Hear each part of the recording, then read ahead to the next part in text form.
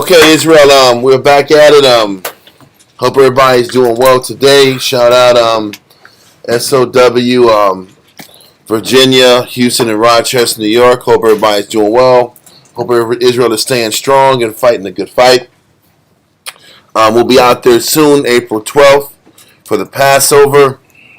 Get a chance to spend time with brothers and sisters. It'll be a great time.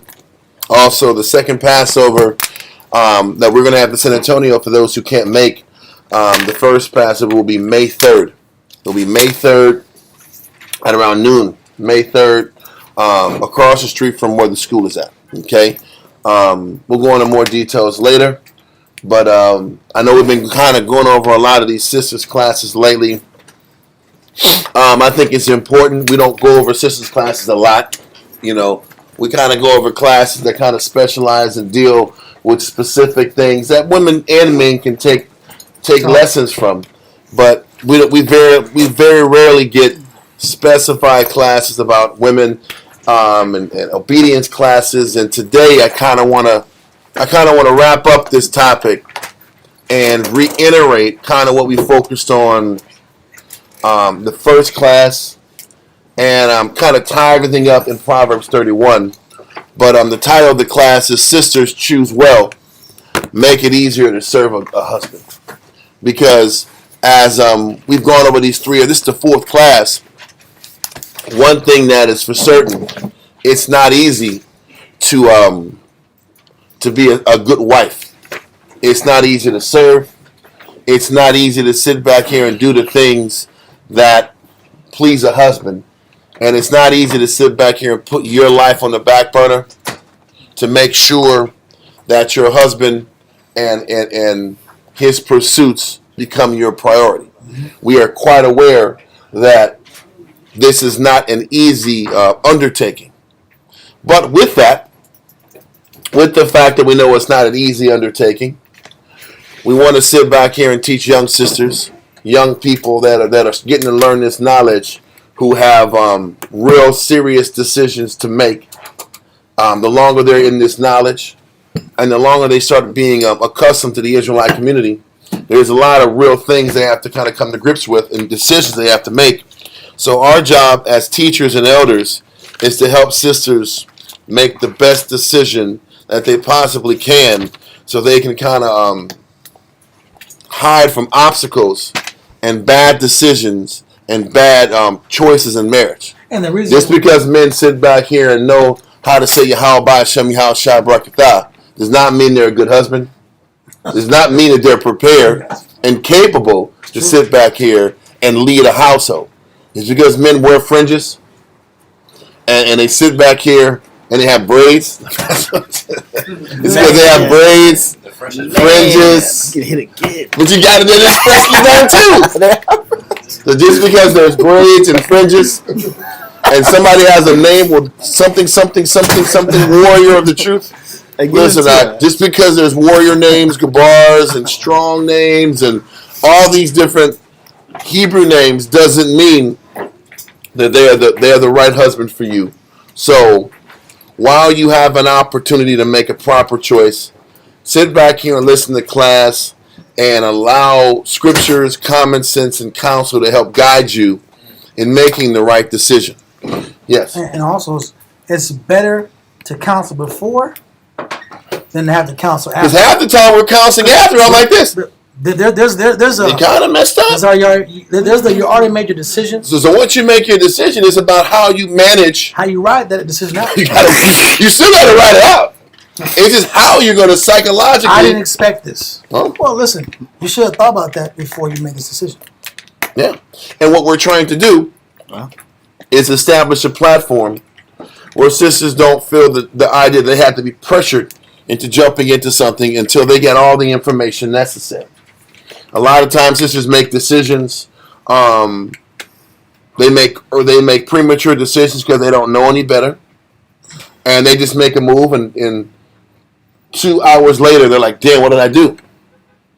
So, what we're going to do, we're going to take some more time into this topic, and finish it out with Proverbs 31. So we're going to go back to Ecclesiastes chapter 12, verse 1, and go back into the mentality that matter of fact, you doing. Matter of fact, before we go into this one, this is just popping in my head.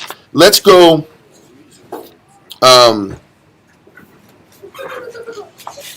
Let me sit back here and type this in. Let me find it real quick. It shouldn't take too long.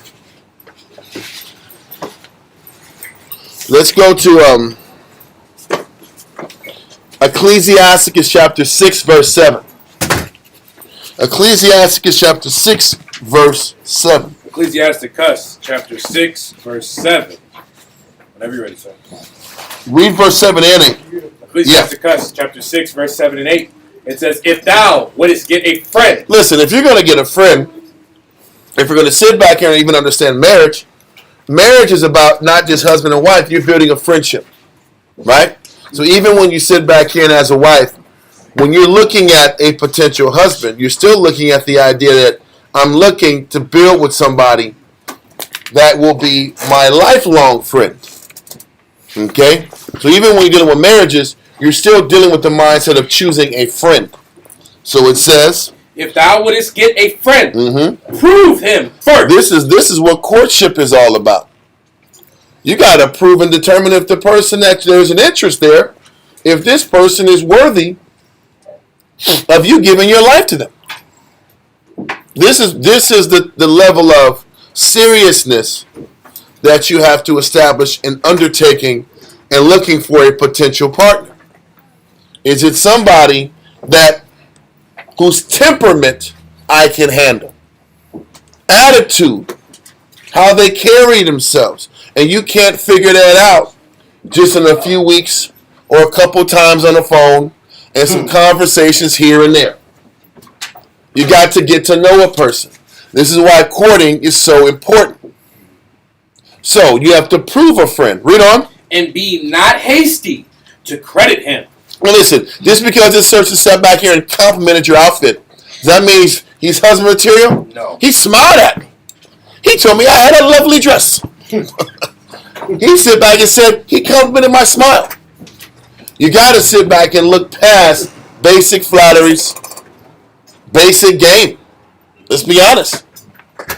Men want what they want. They're going to say what they want to get what they want. That's life. Yeah. Just because men wear fringes and they know salutes doesn't change anything. And this is why to prove a person, what's the best way to prove a person? You got to see this person every day. So if I'm sitting back here and somebody online trying to hit me up online, you're only going to get one side of this person. I've seen a lot of brothers and sisters connect online. They don't even know each other. Or they're on y'all singles. Don't do that. Don't do that. Listen, it's something you don't need to know because it is a waste of energy. There is a thing called y'all singles, and Israel sit back here and they try. It's this whack hookup angle for Jews. I thought that was a joke. Okay. No, that's not a joke. That is serious. There's Christian mingle, and then there's y'all singles. Y'all single? Yeah, exactly. And they still ain't figured out what courting is. They still ain't figuring out how to prove a person. And they still haven't sat back here and taken the time to get to know one another before they jump in relationships. And then guess what? After they hook up with somebody, 6 months later, guess what? They're back on. Y'all singles again. Like, what the hell are y'all doing? That's crazy. What do you think that's all about? The flesh. It's all about the flesh and jumping from one relationship to another. That's actually thinking I'm going to find love that way. Yes. They say most dating apps is predicated around like whoremongering and stuff like that. It's not. Well, it's all kind of. Yeah. And I'm like, don't do it. Reconsider. Don't sit back here and tap into that zone because that's not how you build a proper relationship from the ground up. You have to prove a friend, which means what? You have to detach the fact that you are lonely, that you might be going through some scenarios right now, and this guy just said the right thing to make me smile and laugh. Now I'm in this horrible marriage. All we're doing as a camp is to try to help sisters understand that once the demand on you is to sit back here and serve, there's no turning back. And once there's no turning back, there's no more take-backsies. Well, I messed up. Can I do it again? No. You're back in. You're in there. So because this is a one deal scenario, you better prove the hell out of this person and take the time you need. What we tell men is this: before you choose a woman, you know what you got to ask yourself? What kind of mother is she going to be? That's the real. We say that. That's what we tell men. Don't marry a beautiful pterodactyl. That's the first thing. Who sits back here and just have children and run off like ostriches out. Like pterodactyls are the same damn thing.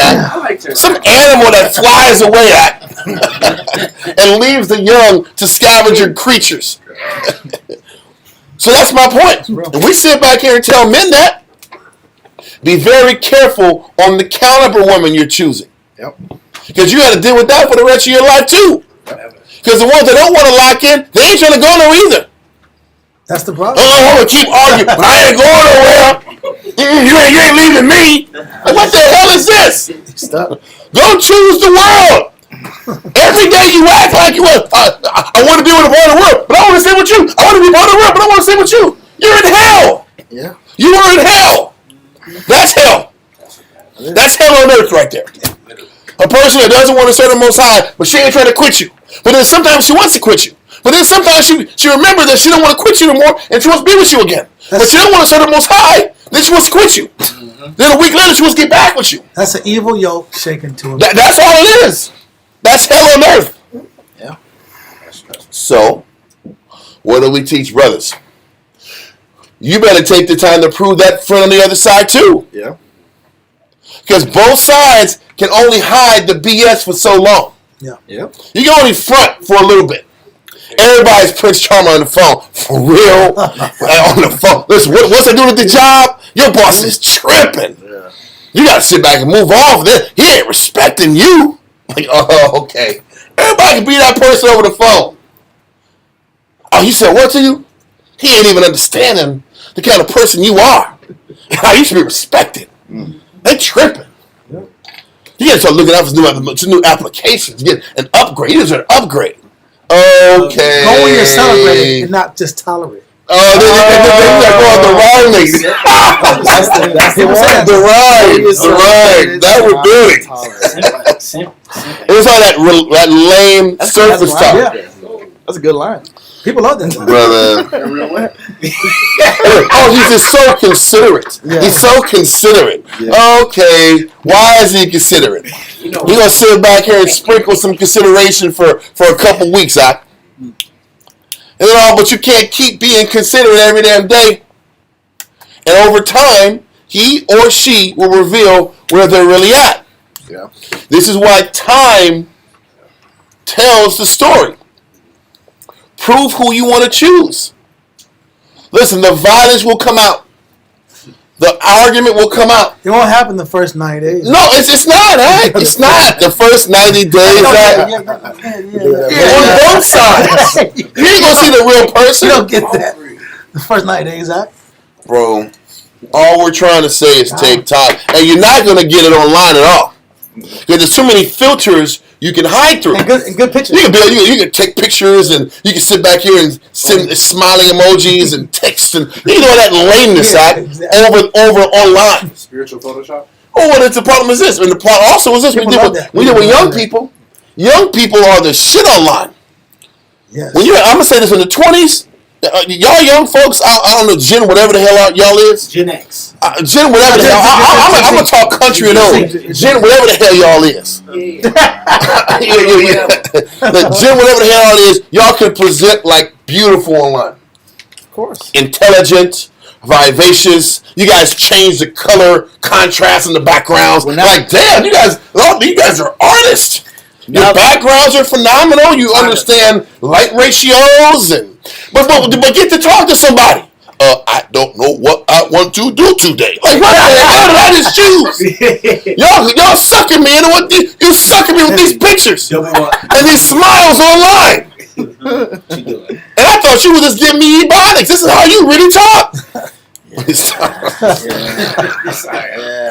So what you're saying is it's a spiritual catfish? Yes. Okay. Yes. Catfish in the Women and men is catfishing every damn day. Hey, They're catfishing their asses off, and y'all know it. I heard a report that they're using ChatGPT to communicate to their girls. What they do is they type in a scenario. I have a girlfriend of 2 weeks. Horrible. How do I start the conversation? Okay, she said this. What do I say after that? They're literally having full conversation. All in real time. This is not a lie. This is fact. She is so wonderful. She knows all the right things to say to Hey, me. look, ChatGPT's going in. He'll get up. Listen, Y'all give people game out. Come on out. You gotta keep that to yourself. I'm a Bible guy. Yeah, I that's don't why I do respond this. to this question. The spirit is always watching. Wow. The Lord is watching you. He loves you too. Like, y'all, come on, man. but in China, they're actually suing the government right now. They're suing the government because there's this new concept where they can change the facial of a person with the filter. Mhm. So they're deep faking who they are. Yeah, that's So worse. the men of the society are now suing the government because they're ruining lives. You lied to me.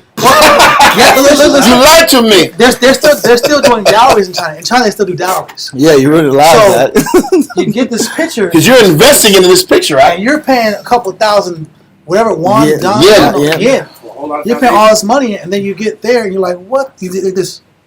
Oh, you got it." So they're trying to make it a government policy no longer to allow it in the country. Or why don't you meet this person face to face and stop being a sucker online, huh? People don't know how to do it anymore. I know. That's the problem. That's what I'm It's a saying. generational issue. That's what I'm saying. Everybody is intelligent and vivacious online, but you see them face to face, they can't put two sentences together. And that's the truth. It's a skill. It's a skill that is people are grossly behind on it. That is another thing. This is another reason to go into why talking and getting to know people face to face, you start seeing expressions and reactions. And you can't fake it when you're in front of somebody. And that's how you help to prove a friend. Because you can help determine how serious a person is and how fugazi they are. Men and women. There's a lot of fugazi women and men in this world. And just because they're fringe wearing, Bible thumping, class coming to, scripture reading, Scarf having. scarf wearing, phalangeries wearing for the men, that doesn't mean you're spiritual. I got There's a lot of guys that sit I got like, these armbands. I've been in the camp for like 10 years. Like, no, you've Brother. been around for a couple of years, but you haven't been in the camp. and when it says to prove a friend, the reason I'm saying that, there has to be initially a level of skepticism on both sides. Yeah. And if sisters don't learn to be skeptical with brothers in the truth, you got to completely block off these outside blockhead dudes. But for men in the truth, you still got to be skeptical. A man has to prove that he's trustworthy. His day-to-day actions. This is what you're looking for initially. And then when there's a courting phase, there should be time to get to know people. And then, if the young sister is smart, she'll sit back and talk to an elder sister about how these dates are talking, or these times where you're just going out to get to know a person, how they're going. We sure counsel. Huh? We sure counsel. We sure the hell counsel. Yeah. Women should too. They should talk to other elder sisters, camp heads, to kind of give an idea of what's going on.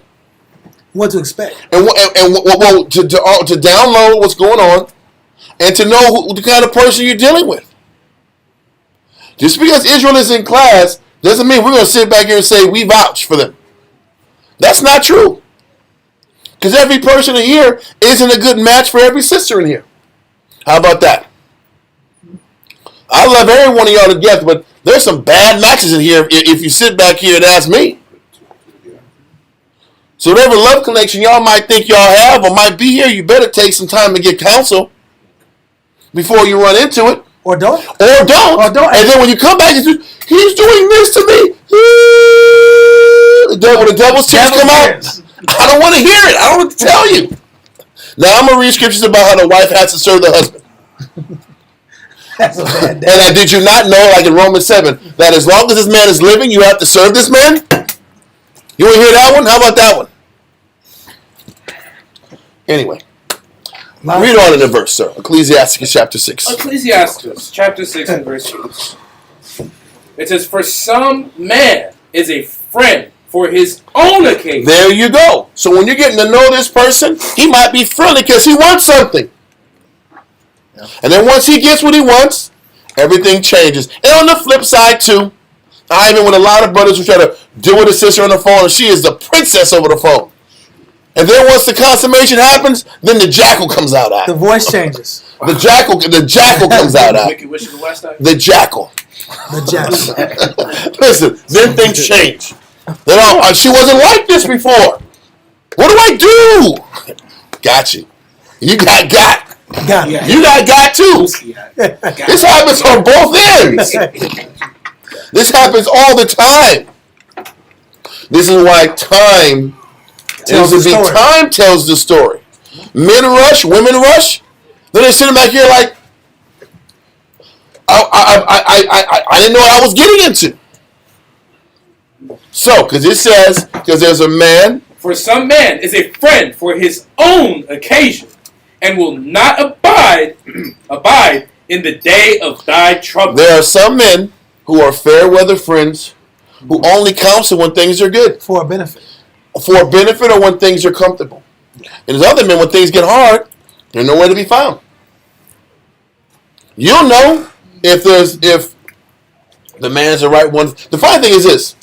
You'll know if the man's the right one for you if as a sister you show that man your real self.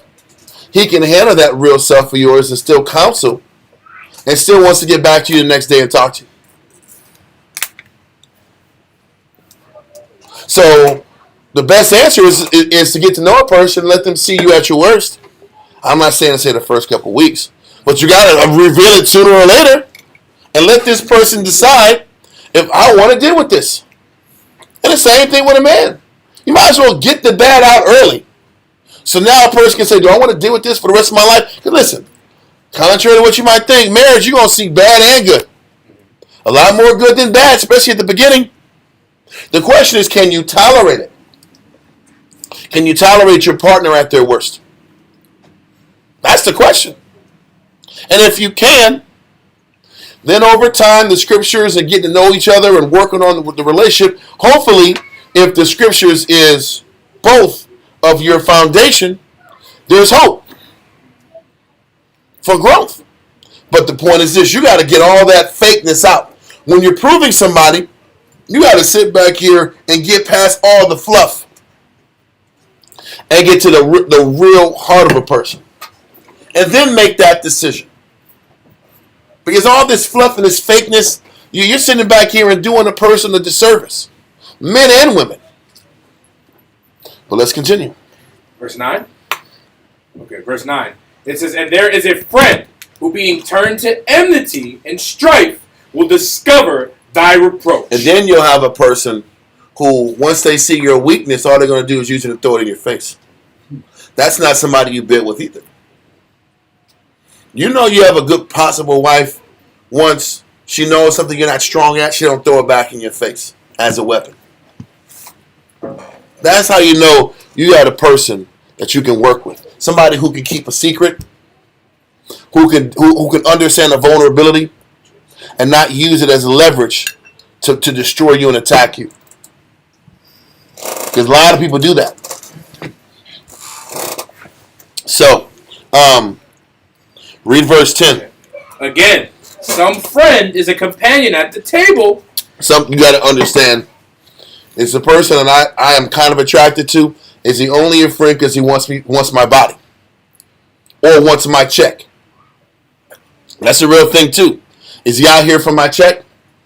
Is he out here for my money? Is that all he's here for? And then after that, He don't want nothing to do with you. no counseling.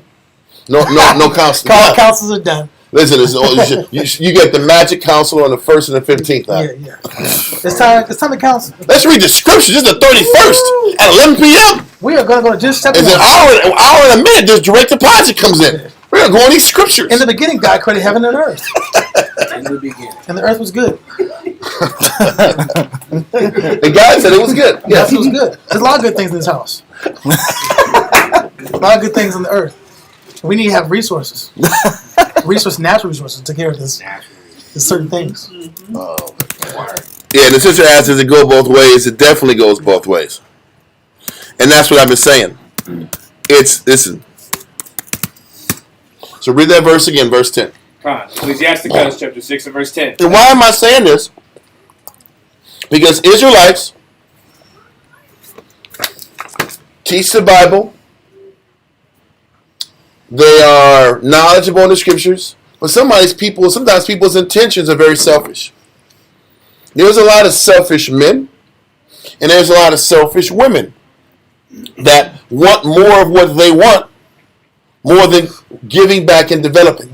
There's a lot of men out there that just want what they want the resources and the flesh, and they're less focused on development. A lot of women want a husband but don't really want to serve.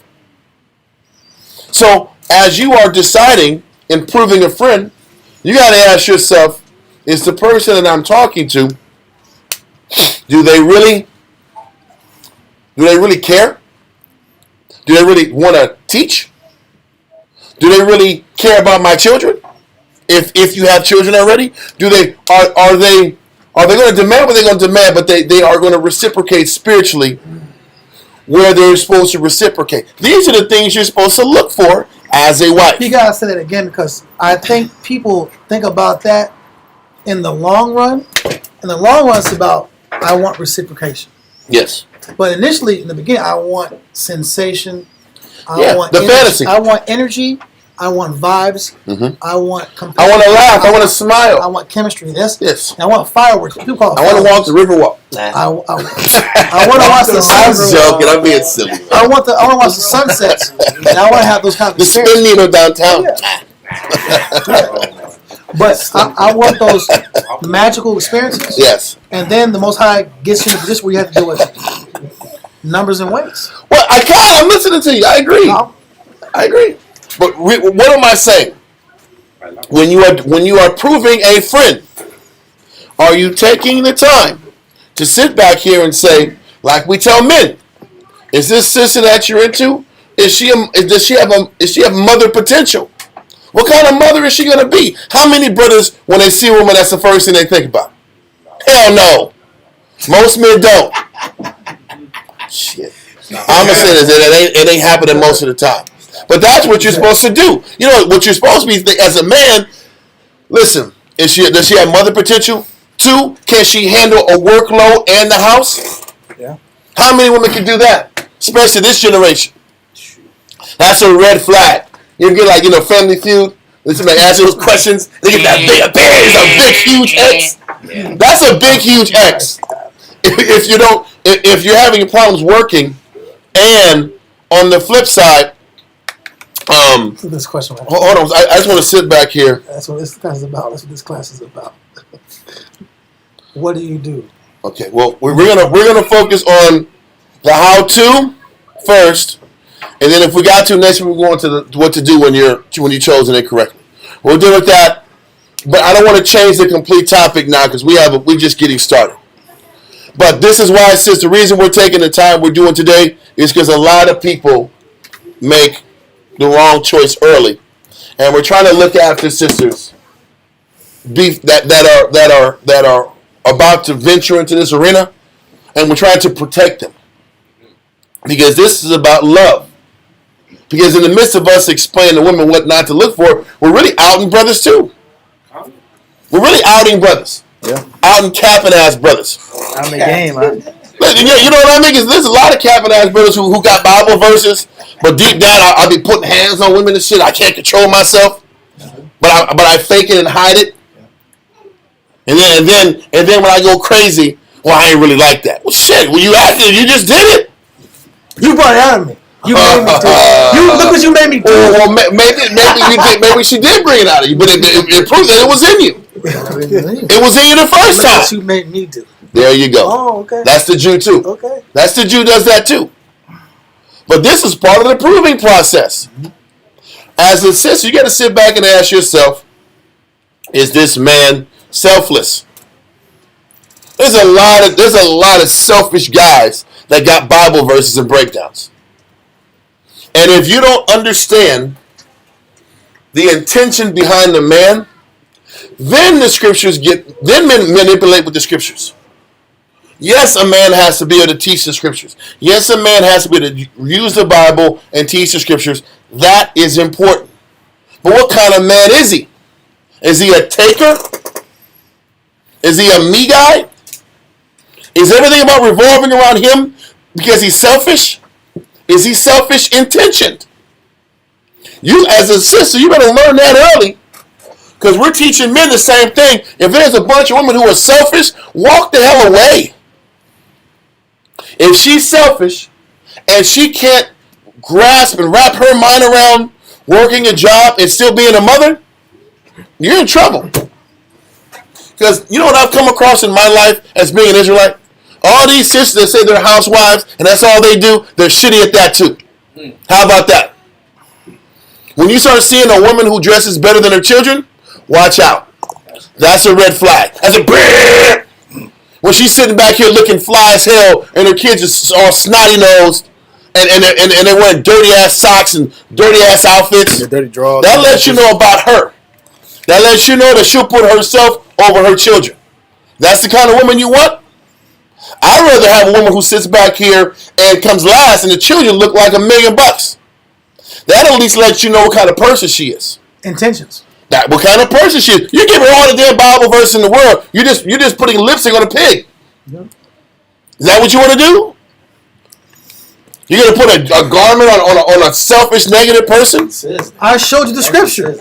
I showed you the scripture. Oh, this is the point. You got to sit back here and get to know the person and where they're really at, and what kind of man they are. And if you can, get to meet their parents. You know why it's important to know what their parents are? It gives you an idea of what they are.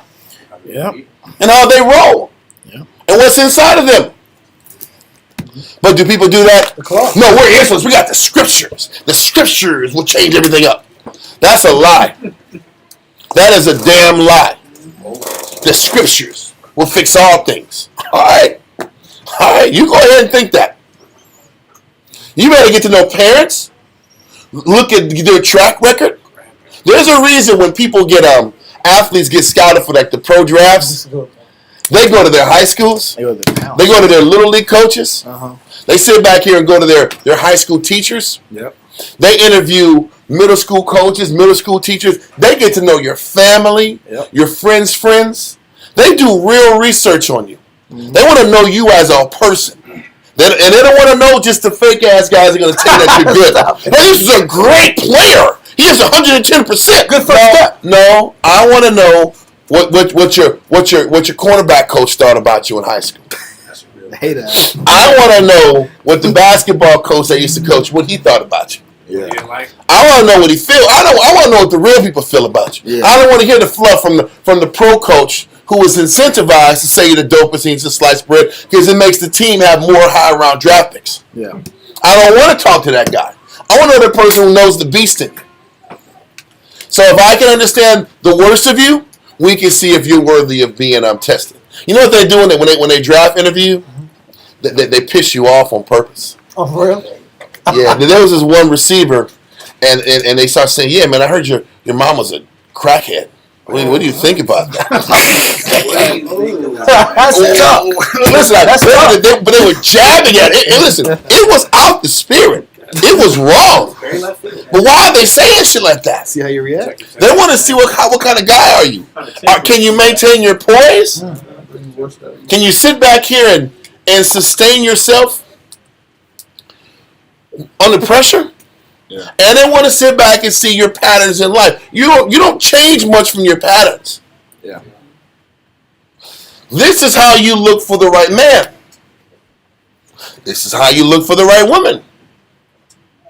And then you sit back here and say, can I manage the flaws? Can I live with the schism? Because there is schism and flaw in every single person. Can you live with the bad?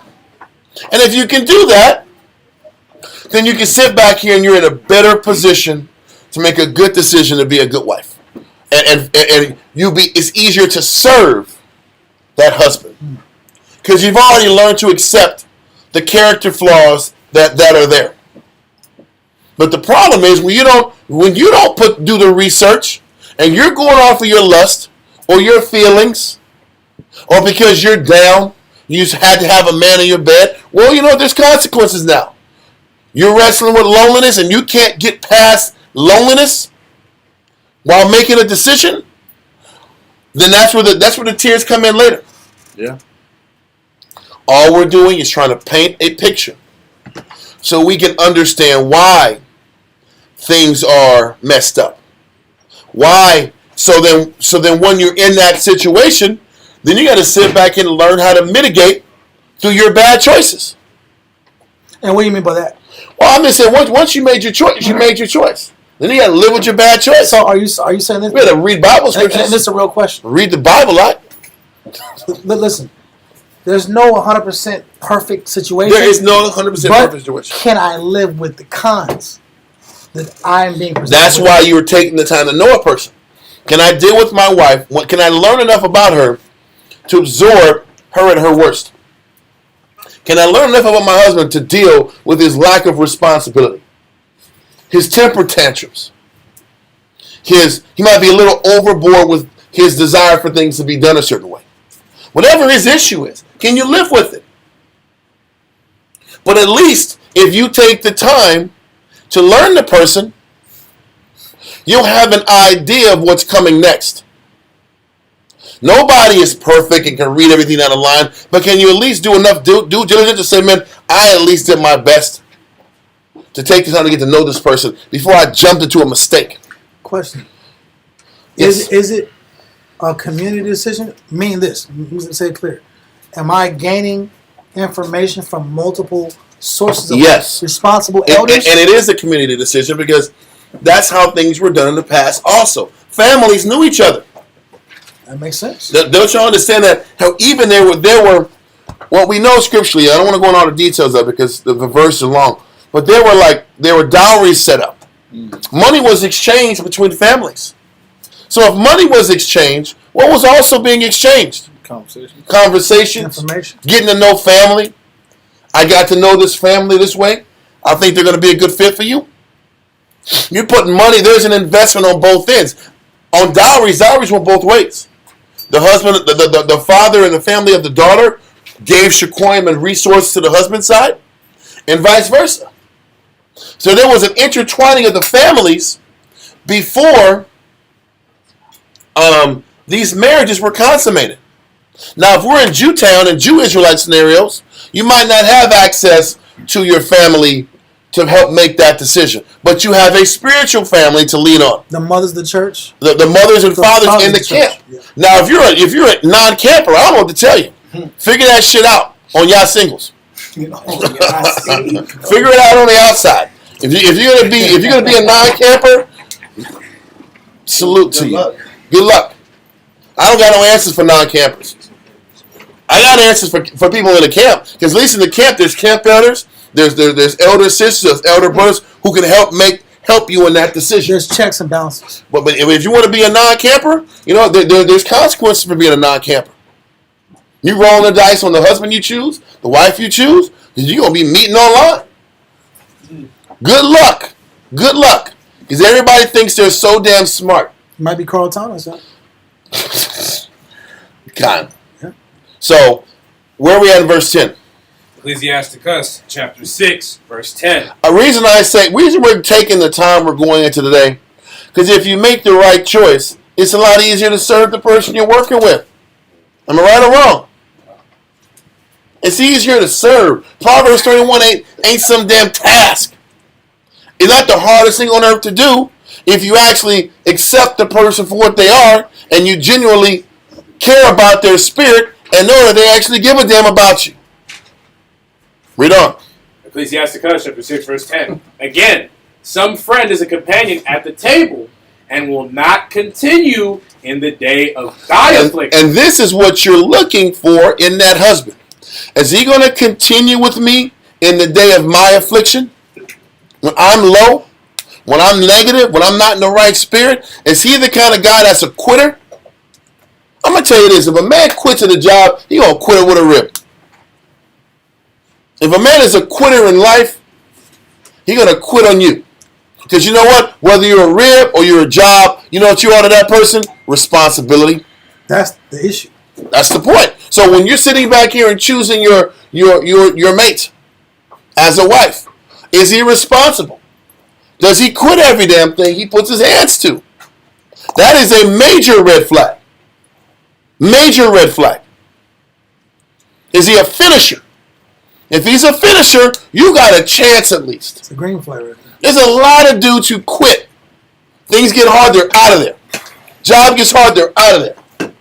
School gets hard, they're out of there. That person just shows a habit of running when things get difficult. You want to marry a guy that runs when things get difficult? It was a lot of pressure. That's the point. That's the counsel we have. But what is an argument? Pressure.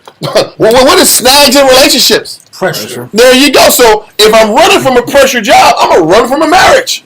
When the pressure's in the When the pressure's hot. Now you got kids involved. Yeah. That's a lot of pressure. Now you're married a runner. This is what we try to tell men. You better get to know this woman. If she's a runner, get the hell out of there. Yeah. Because she's going to run with your kid. Yep. And just feed them hot dogs every damn day long, huh? Daddy, what is it? What is that? It's not a hot dog, son. Brother, listen, I'm trying to keep it as real as possible for both sides. Yeah. And all of a sudden, then the face gets more serious and somber. You better be thinking about serious and somberness than sitting back here and having visions of sugar plums rolling through your head, and love and fantasies and how things are going to be so nice. You better look at shit rational. Wow. This is the truth.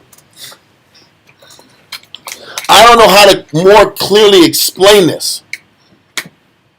And then after you sit back here and get to know a person for what they really are, before you consummate, now you can absorb and deal with the ups and downs. Let's go now to Ecclesiastes chapter 12, verse 1 through 7. So all the cards got to be on the table. Right? Listen, you got to see the worst before you jump into it. You know how many times I've heard, I didn't know, I saw a different side of this person. Well, damn, what were you doing? You changed. You changed. Listen, no, he was the same person. He was just good at hiding and capping. Women cap, men cap. That's true. That's the truth. That's a fact. Read on. God, Ecclesiasticus in the Apocrypha chapter 12, verse 1. When thou wilt do good, know to whom thou doest it. This goes into the proving of the person. Yeah. If you're going to do good, know to who you're doing good to. Prove this person. But you can't prove a person if you're walking around here desperate and lonely and sad and caught in your emotions and feelings. You have to be able to put that aside and look at that logically. And when you start getting caught up into your feelings and emotions, which happen, who are you going to lean on to bring you back down to earth? That's also the other part. Who are you going to sit back here and talk with to shake you back in the right mindset? So when you sit back here and start floating and disconnecting yourself from looking at things level, who do you lean on to bring you back down to earth? Great question. That's another thing you need. That's a great question, though. Because when you want to sit back here and be into love and your feelings, that happens. You got to have somebody bring you back down to reality, whether it's your mother, or the father, whether it's your father, whether it's an elder sister, elder brother, whatever the hell it is, somebody got to bring you back to reality. What's that? No, I was going to show this first. I'm more than likely I got to take a look at them. But maybe not. You might have the verse, my friend. Thank you. You have verses. Let's keep going. Yes, sir. Verse 1. When thou wilt do good, know to whom thou doest it. So shalt thou be thanked. Can I ask a question? I'm trying to get a question. We're taking our time, but I think it's important to take our time. It says we might have to do another of these classes. We get part 5, huh? Listen. Damn. It says know to who you're doing it for, because the point would be And that question would be, do people appreciate your efforts? A lot of times people say, I'm doing all this for you, and there's never appreciation. Well, something we should have figured out for men and for women, for people in general. When you're doing good for people, do people value what you bring to the table? Yes. There's people that are very ungrateful. And you can give them the sun, the moon, stars, work. You can get pearl from the ocean, and nothing you give is good enough for that spirit. And that's not talking about just in Christ. I'm not talking about going in Christ. Like you gotta keep going and going and going in Christ. It says this person is implacable, what the scripture calls it. I'm not content. Well, a person's not content as a wife or as a husband, you're never gonna find an equilibrium. You're never gonna meet in the middle because no one's content. Yes. Especially, listen, who is a war hire? I'm just a guy. I've been around the knowledge for, I would say, 30 years. Right? In the span of 30 years of developing people, 31, you don't get these significant changes in character that we might think in our fairy tale brains about people changing. You're not getting these drastic changes. You get incremental changes in people and their character and their decision making. And those changes take time. Why am I painting the picture that way? You better sit back here and learn the basic character of a person and learn that what you got, there's not going to be this very big change just because they got a couple Bible verses in them. You don't get these big changes. Why am I saying that? If you know you're not going to get these big changes, then you got to realize that the person you got, this is almost their ceiling. They've been in the truth for 5 to 10 years. I've been in the truth for 7 years. Well, shit, you know what? They're almost at their ceiling. And if they're at their ceiling, am I okay with their ceiling?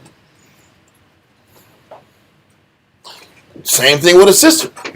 How much do you think you're going to get out of her if she doesn't have a work ethic before she came to the knowledge? How much do you think she's going to change from that? Do you think that this person who is a naturally selfish person is going to all of a sudden be a good mother? Do you think so? Time and history don't show it. So you know what one of the major things that men and women lie on? You know the one thing they say? I can change her.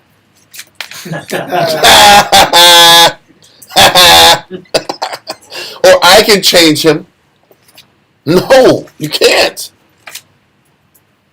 When the Most High's heavenly presence layeth down upon Israel, how much do we change? When the Most High's riding our tail every single day. It takes a lot. It takes a lot for men to change in the book every single day. And I hate being like Israelite downer act. Now, this is a kind of a damn downer act. A bear of bad news. This is a little bad news, but you got to keep this thing real when you're dealing with marriage and choosing people to deal with. So how much do you think, oh, you're just that, you know what? With wisdom out, you're just that Nigga. With wisdom out, you're just that guy out. You're going to sit back here and get people to change out. You got the wisdom like that. You just cold like that. Shit. All right, you go ahead and figure it out. You're just the most wonderful woman in the world. You gonna get him to change? All right. You go lie to yourself and you think that, but it's not the truth. Shoot, Abigail couldn't get the ball to change. God, she was an awesome rib. She was dope. That ain't gonna change a person. You know what he gonna say? I got somebody I can use. Yeah. Cause I got somebody to help me. I can do my dirt, and she gonna make me feel good about doing my dirt when I get home. Yep. I won. So you get incremental growth with people. Why do I say that? That should also help you in your decision-making process. Let me learn to appreciate the person that's in front of me. What are their limits? What's them on their best day and what's them on their worst day? And then maybe over time, them on their best day can be better, a little bit better. And maybe them on their worst day can get a little bit less bad. And can I accept that? Because I'm hoping a man doesn't look at me and make the same judgment on me. Because how are you on your worst day? Or best. Or on your best day? And is it worth it? Like I said, man, I'm not trying to make this concept of marriage a difficult thing. But you gotta kill the fantasy though. But you got to kill the fantasy. A woman end up dealing with dirt bags, and they're in jacked up situations by men who are just selfish, negative people, or men that aren't ready to lead. And that's a problem too. There's a lot of guys that might be attracted to the eyes, but they're not ready to lead you.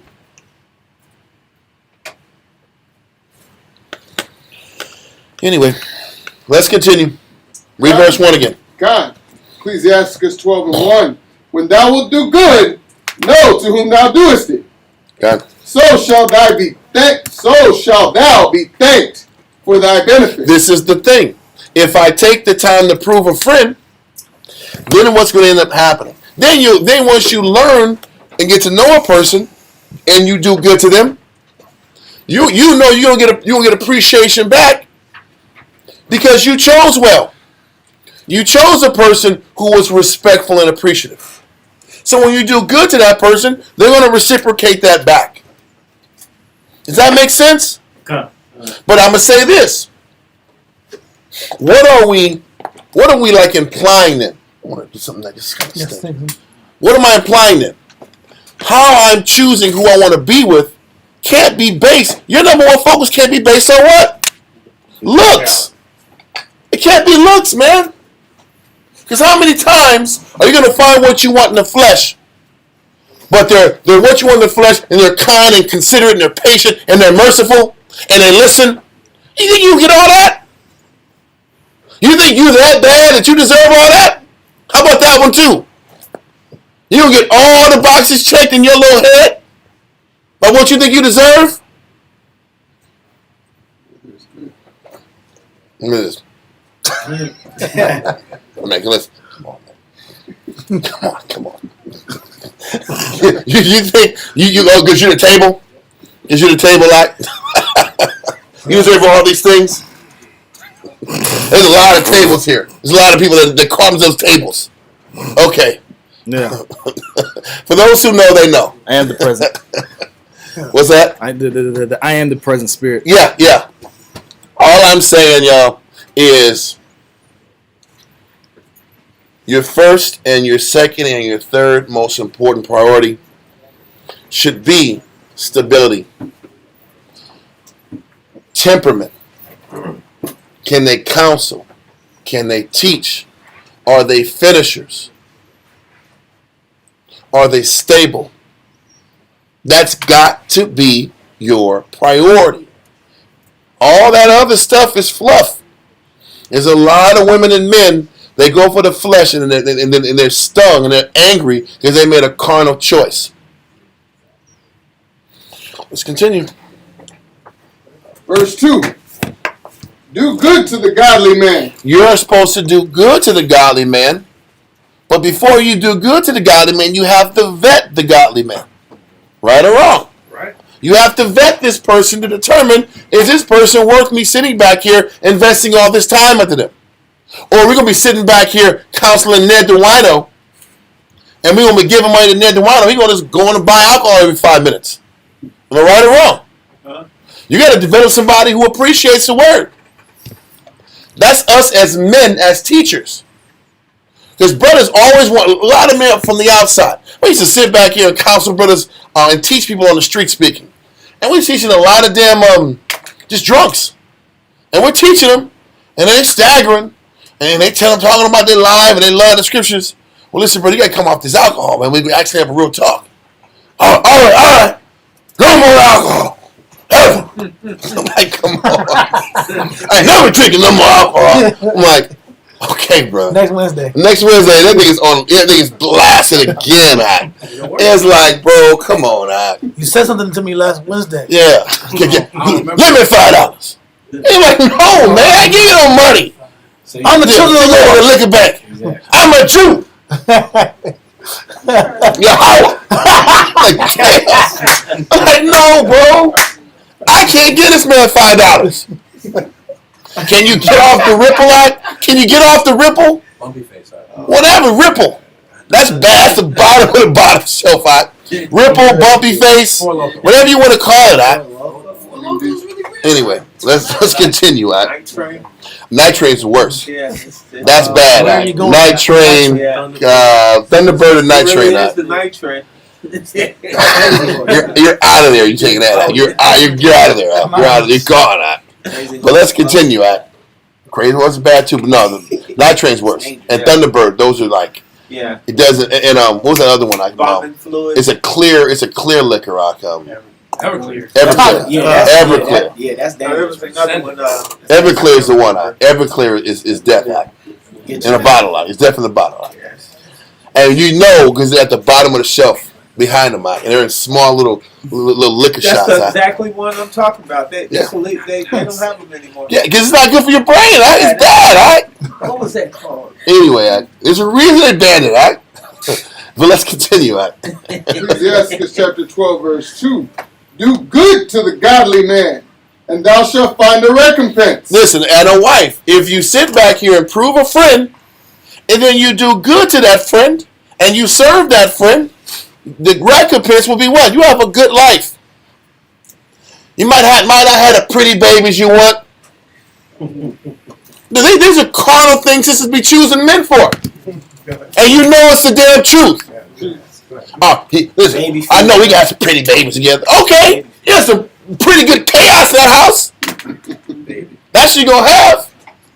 Beautiful chaos. Congratulations. Or you make a decision based upon your spiritual stability.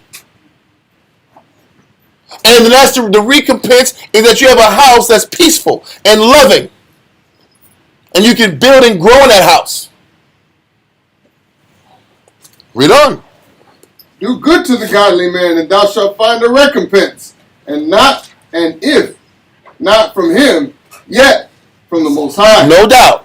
The Most High will bless you. Listen. Nothing is perfect.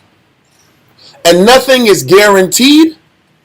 But at least if you do your due diligence and you prove a friend, that takes months. If you put the time in, at least you have a better choice of good coming your way. Nobody is perfect, and there's no perfect choice. But at least if you put the work into trying, the Most High will sit back here and honor your effort. Honor the fact that you're trying to do things the right way. Read on. God. Verse 3. There can no good come to him that is always occupied in evil. Mm-hmm. Nor to him that giveth no alms. What you gonna say? You gonna say something about that? Always occupied in evil means a person's spiritual temperament is always negative. God. When you have a person that's always negative, it's very hard to live in a house where you're trying to be positive, but the momentum and the energy of the mind of the person you're entertaining is always negative.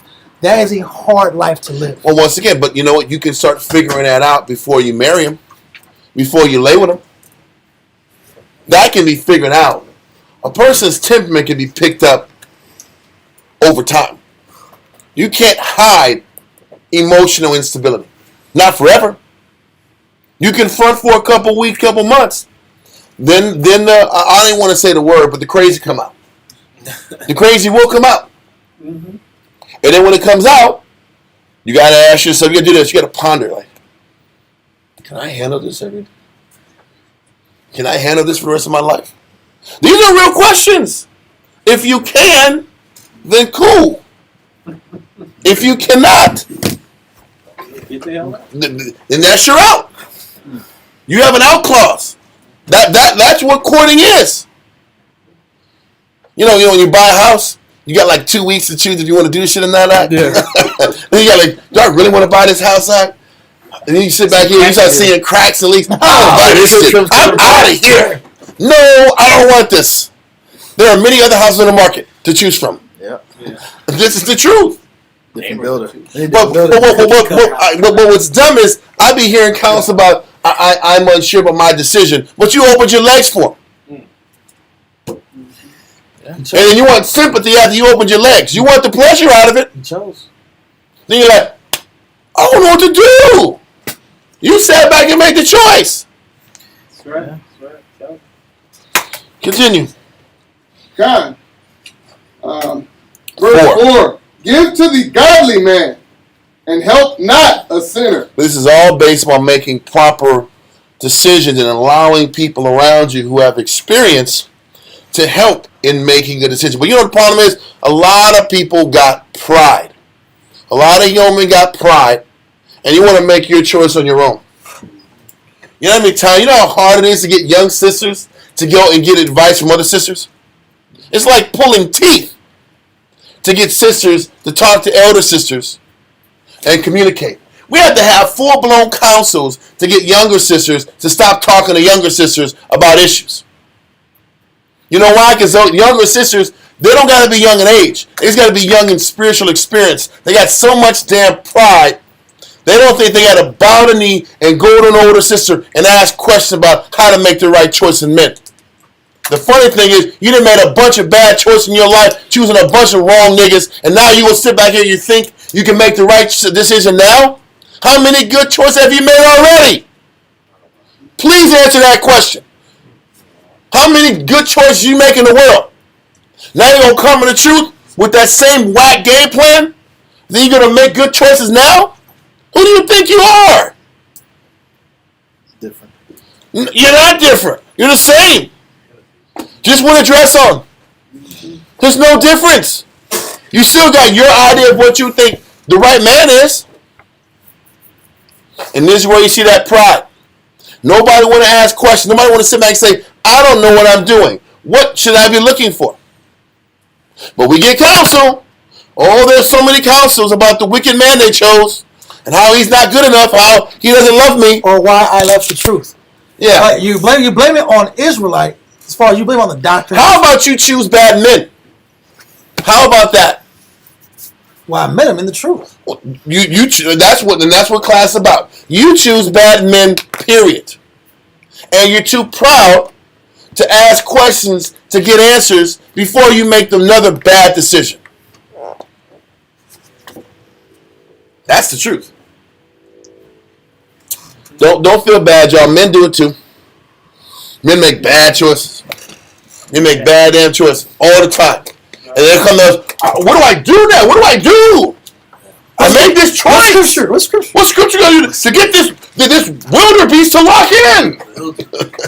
That means they're all kind of animals. Listen, pterodactyls, jackals, wildebeest, whatever you want to call them. Spirits that don't want to change. Scorpions, Dragon. monsters, dragons. Okay, guys. Oh my. Whatever you want to call it. Yeah. It's bad. But it's the same thing with bad guys. I've led this entire class saying just because they wear fringes and braids and they got last names with Hebrew, their names are Hebrew, that don't mean nothing. Okay, braids are natural. Just because they got froze don't mean they're spiritual. Come on. Or this big brother sit back here, got the long silky hair, they slick it back like this. They got the little ponytails. They're like this. Doesn't mean they're spiritual. That's the one I want. The one said braids to look out for braids. Yeah. He didn't say long ponytails. Yeah. They're the ones. Now there's some bad guys with ponytails too. Bad guys with froze, ponytails, you name it, braids. Shoot. Dreads, brings out you dreads now. Whatever you want to do with that. Rolls, whatever you want to call those things that. Waves. Twist. Don't forget the way. There's a bad Israelites with twists. Waves. Or just short haircuts. How about that? It's everybody. There's wickedness in everybody. Yeah. Okay, I'm not just pointing out somebody. Hey, get the Brady guy. So listen, there's wickedness in men, women, and then we get the complaints after people make selfish, impulsive, lustful choices about how do I get out of this? How do I manage this? Well, Nobody told me. Nobody well, asked. and I'm gonna say this: sometimes they weren't told, and that's the sad thing. And because sometimes Israelites weren't told, this is why we're doing classes like this. So sisters and men can have a better idea of what to look for before they jump into this institution of marriage, which is already hard. When you sit back and go into Proverbs 31 in these chapters, the scriptures are saying that women got to give their life up for their husband. They're serving the Lord, but they're giving their hopes, their dreams, their focus. That's getting thrown out the window. So this is a weighty matter. And they're being told to do this in the name of the Lord. And it's all true. All these scriptures you read about servitude, it has to happen. But what can you do? Can you at least use your due diligence to learn people and decide if this is what you want to do with your life before you make a decision that affects you, your possible children down the line, or the children you have now? Don't you think that's worth counsel and talking about it and deliberating it and throwing out ideas back and forth? You don't think that's important? Okay, let's continue in Ecclesiasticus. Verse 5 now. Do well unto him that is lowly, but give not to the ungodly. Mm-hmm. Hold back thy bread, and give it not. Matter of fact, before you go to that verse, I like this verse. Give me Ecclesiasticus 20 and verse 32. Ecclesiasticus 20 and verse 32. I'm already there. Ecclesiasticus 20 and 32. Necessary patience in seeking the Lord is better than he that leadeth his life without a guide. Listen, when you're dealing with choosing a husband or a wife, there is a necessary patience that comes with that. Take the time you need to wait to get to know a person. Because you know what the problem is? Brothers sometimes take ribs because their money ain't right. Yeah. They're burning. And they sit back and make hasty ass choices. Well, she like you, right? Shit. Okay. And you go and just make a move because she like you. And you're unhappy as hell. And it goes on the flip side. Take the time and wait. Make the right decision. Let that go. That's all I wanted from there. Let's keep going in Ecclesiastes 12. Ecclesiasticus 12 and 5. Do well to him that is lowly, but give not to the ungodly. Hold back thy bread, and give it not unto him, lest he overmaster thee thereby. And we went over that in the first class that we went in this series about when you're constantly serving a person that is a taker and is selfish. They're just going to keep using you and taking advantage of you. But that's what the relationship was set on. You chose him. You chose a taker. So now you're mad that he's a taker? You tolerated that beginning. Now you don't understand why he keeps taking? He was taking when he met you. He was a one-way person when you met him. But there was something about him in the flesh that you said you had to have. You wanted what he had in the flesh, and now you got to deal with the fact that he's a taker and that he's selfish. Bible or not, he's still a taker. Same thing for men. You want a pretty girl? Okay, sometimes that pretty girl is selfish. And she's a horrible mother. Or she has horrible potential as a mother. Or she's lazy. Yeah. Or she's lazy, huh? Or she likes attention. Or she likes attention more than men. Yeah. And you knew that because that's how you got her in the first place. Yep. There you go. There's a lot of things that men don't think about when they got something. Men normally take the time to choose what they're getting. Oh, I'm not just feeling her physically. Well, you chose that when you met her. You knew what she was. Yeah. Now you tripping that she doesn't do it for you? Well, you knew that when you first chose her, but your money wasn't right. Yeah. Now I don't understand. I don't understand. You know exactly what it is. Now you got to sit back and do your obligations. Yep. You knew that going in it was going to be hard. What'd you see? Clear. You know the dollar signs in your eyes. You see that? You saw that. So now you're in a trick bag. Deal with it. Yeah. All these things need to be considered before you jump into this marriage or marriages. Do people really count the cost? No. Anyway, let's continue. Ecclesiastes 12. Verse 5, middle of 5. Hold back thy bread, and give it not unto him, lest he overmaster thee thereby. For else thou shalt receive twice as much evil, for all the good thou shalt have done unto him. Verse 6. The Most High hated sinners, and will repay vengeance unto the ungodly. Yeah, keep going. I'm not going to focus on this part. We've already gone over this part, so let's keep going. And keepeth them against the mighty day of their punishment. Mm-hmm. Give unto the good, and help not the sinner. Let that go and go to Ecclesiastes 26 and 23.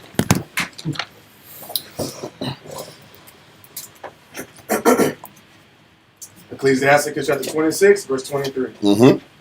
A wicked woman is given as a portion to a wicked man. Well, that's scary. A wicked woman is given as a portion to a wicked man. Read on. But a godly woman is given to him that feareth the Most High. So the $1 million question is, what does a sister have to do to attract a godly man? And what are the things that a sister does to attract a wicked woman? A wicked man, a wicked husband. What do you think it starts with?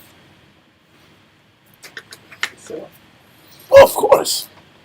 But concerning yourself, what is it that's inside of you that's bringing out that selfish person or that wicked person?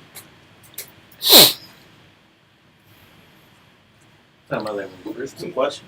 Yeah, it's a question I'm asking. Like when you first meet. Well, I'm talking about in this realm. Because the thing is, a lot of times marriages and relationships are starting from the world and you're bringing them in.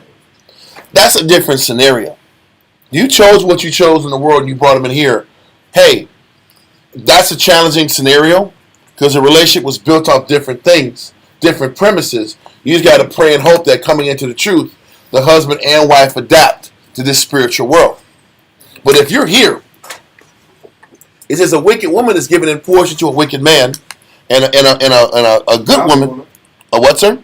A godly woman is given to a what? Given to him that feareth the Most High. This goes back into your value. It starts with a woman and her values. Same thing with a man and his values. What does a man value when he's choosing a woman?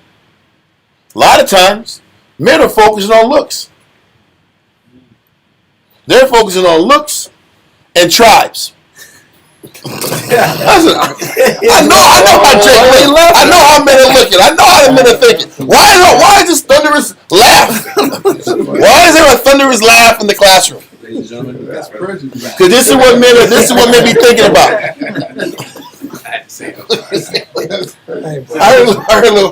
I was just here. Don't look at me. Listen. Men are looking for what they want. And women are looking for what they want. So the problem is, when your choosing scenario is wicked, you're going to get something wicked back. It starts with your thinking. Men want what they want in the flesh. And then they're upset they don't get what they want in the spirit. Men haven't learned that what it's about more than anything, I got to choose somebody that I can spiritually build with. But women got to think the same thing. I got to find a man I can spiritually build with. How many times is that the priority? For sisters, I think he's kind of cute. All right, that's a red flag right there. You going off cuteness? Shit. Listen, you going to get the cuteness, you going to get the light-minded guy. Yeah. He's cute and light-minded. Yeah. All you got in the back of his head is a little mouse on the damn hamster wheel. Can't figure it out. Okay, yeah. You just have to support your husband. All right. You go ahead and support the guy with the hamster wheel. He ain't got none in his head, but he's cute. All right, go for it. See where that takes you. I'm trying to paint the picture as clear as I possibly can. Who is sitting back here when they're looking for a husband and wife is looking for a person, if I'm a man, a woman that wants to serve the Most High. Woman who can cook, who can clean, or who at least is willing to be taught how to cook and clean. Who wants to do that? You don't got to raise your hand. Who enjoys cooking and cleaning? Don't raise your hand. I'm not putting you on the spot. But you know what's in your head? Who wants to sit back here and go to work, come home, and do that, and serve the children, and be there for the children, and be responsive for the children? Because that's what everybody going to in Proverbs 31. Who wants to be that? This is what you got to sit back here and think in the back of your mind. Is she going to be content with going to work, coming home, keeping the house up, making sure the children are tended to, and then make sure you're attended to, and then get up and do it again? That's what you're supposed to be looking for. Is that what men get?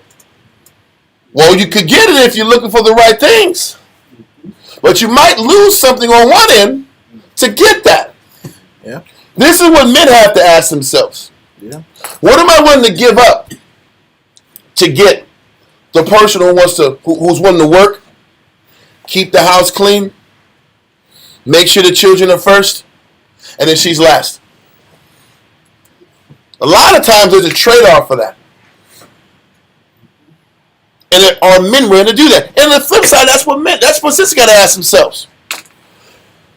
Do I want a man who's responsible, a teacher, a counselor, selfless, a listener, who can develop my spirit? All those things you want in the spirit, you might be losing in the what? Can you make that transition, and can you make that trade-off? There is an exchange in all aspects of life. This is why classes like this are important. Because people say, I don't know, my mate's not here. God didn't send me the person that was meant for me. Are you sure? Are you sure God didn't send you the person that was meant for you? Or in your twisted way of looking at what's good for you, your expectations aren't met? Because I don't get what I want in the flesh and the spirit. A lot of us have the audacity that Prince Charming or the baddest Israelite sister who's not married, who's never been touched in her life, is going to walk through these doors and be ready to serve. Like in Coming to America. She's your queen to be. She walk like this. People think they're going to get that in the spirit, whatever you want, my husband. Throwing flowers. Yeah, listen. They think they get this perfect ass sister, that's going to lock in, You want to work the job? Yes. You want to sit back here and do it? Yes. Everything's yes. And I'm like, yes. Yes. That's what men think. And I don't want to say, most I can just say that it's not working this way. What are you talking about? Men and women be in fantasy world. Women have this idea of what this perfect husband is going to be, and he ain't here. That guy ain't here. But the person that can deal with your spirit's here. And you know what? And if you don't want it, then you just sit your ass on the bench and wait. Sit on the bench and wait. But don't wait too long. Because the new batch of guys, it'll take them a couple years to get taught. Yeah. The new batch of guys, they need around 5 years. Just so y'all know, sisters, it takes a minute around a good 4 or 5 years to get understanding and strong in the scriptures. So if they don't wait another 5 years, that's cool too. Yeah. If people don't just come in and just zoom to the top. And it's zooming, it's knowledge, and zooming, and investing, and zooming, and versing, and dropping knowledge, and it's so dope. You ain't getting that. It's not real. These guys are coming in and coming out. I don't know if I like class, but I got my life to live. I'm back. I'm back 2 years later, 6 months later. You get these up and down dudes. You might wait 6, 7 years. Or for the next phase. For the next phase to completely mature. I'm not even lying to you. That's how the waves hit. Yeah. You'll get like a wave of 5. They'll come in, maybe 1 or 2 stays. Yeah. So then the ones out of that small batch that's coming in, you might get 1 or 2 left. And they're going to take 3 or 4 years to get developed. And y'all are just waiting. Years of this time is just flying by. Like the movie Life Out. Remember the quick to Remember Life Out? They was getting greater and greater. Our bags are getting baggier and baggier. Like, he's losing time. Looking for the perfect person. That's real. That's a real thing too. Why am I explaining Have a this? point to bring up. Listen, I'm trying to explain it as clear as possible. I was waiting for the right person to come. All right, cool. We'll be here teaching about, we'll teach about God. We're gonna keep it. God's gonna still be getting taught. While people are getting older and older and older. Like I said, man. Let's continue reading the scriptures. Proverbs 26:23. Did I say Proverbs? I'm in Ecclesiastes. We're in the same verse. Ecclesiastes chapter 26, verse 23. A wicked woman is given as a portion to a wicked man, but a godly woman is given to him that feareth the Most High. She fears the Most High, and she is sitting back here and looking for godly virtues in the person that she has an interest in. That's all I'm trying to say. And that godly man is looking for a woman who he can build with spiritually. The problem is, we're so caught up into looks, we look past caliber men in the spirit. And men and women do this all the time. They do it all the time. And they miss out on who was meant to be for them. Okay, we're going to let that verse go.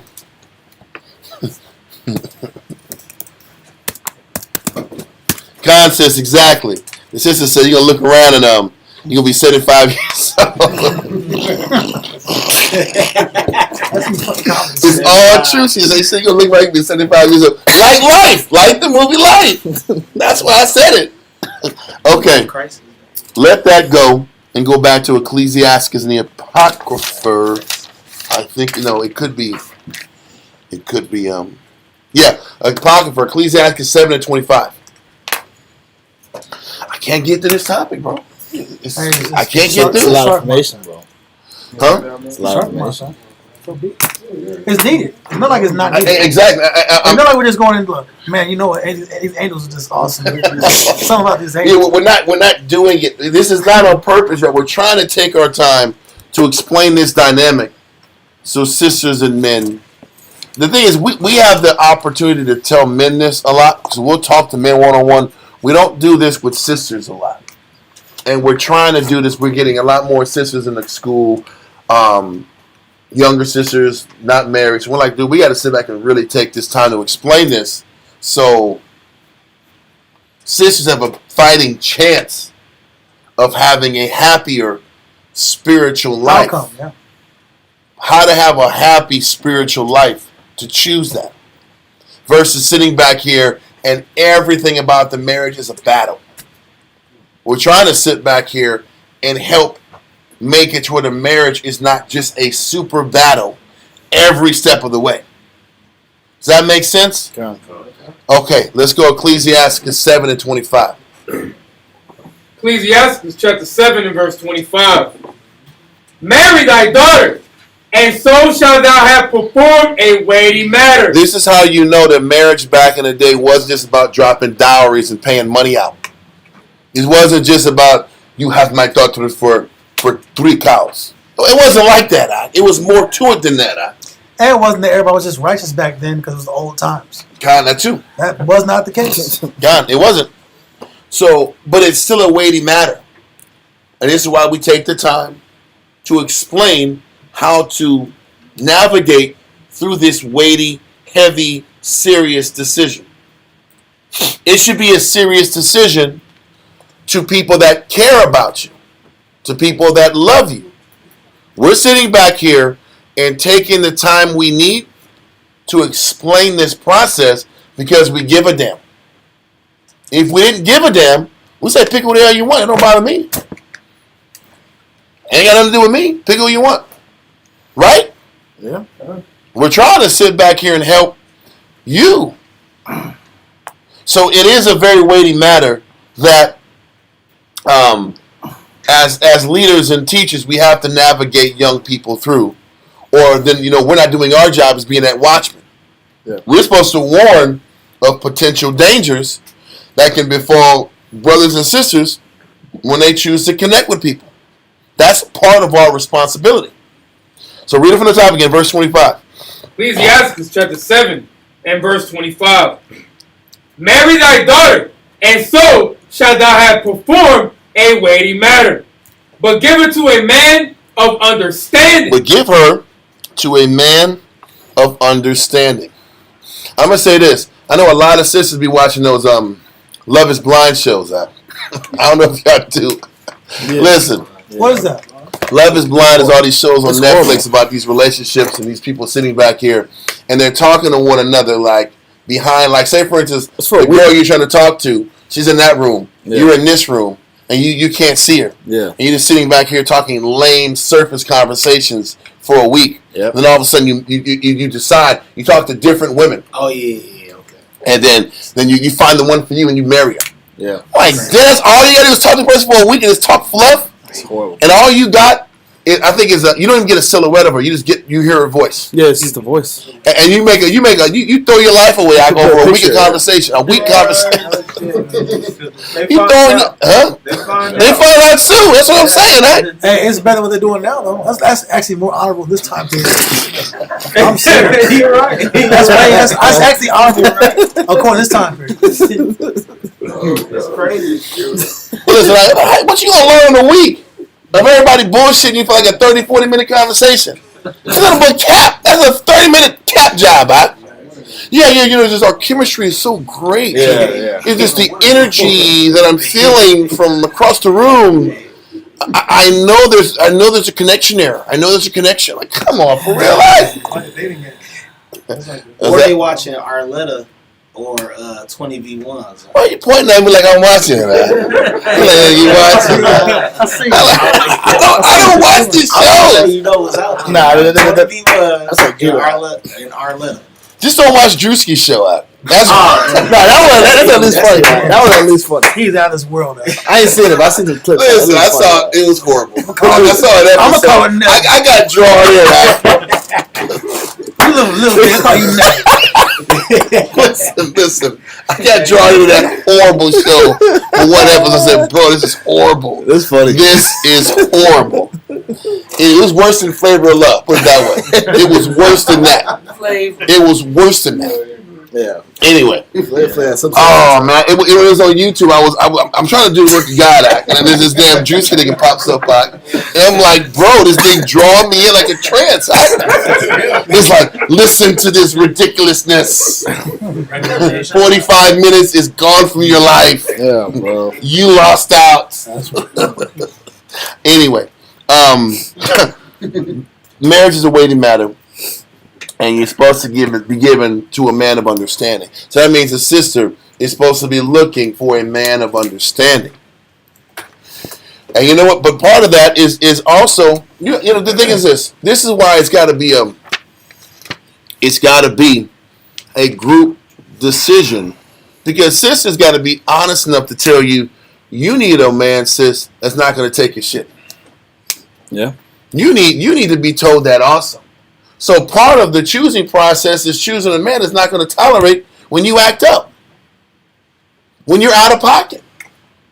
Is that going to be part of your decision making when you're choosing a man of understanding?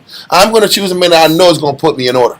It's not going to let me get away with murder and be out of pocket. I know I'm a mouthy person, so I got to choose a man who's not going to tolerate my mouthiness and my disrespect.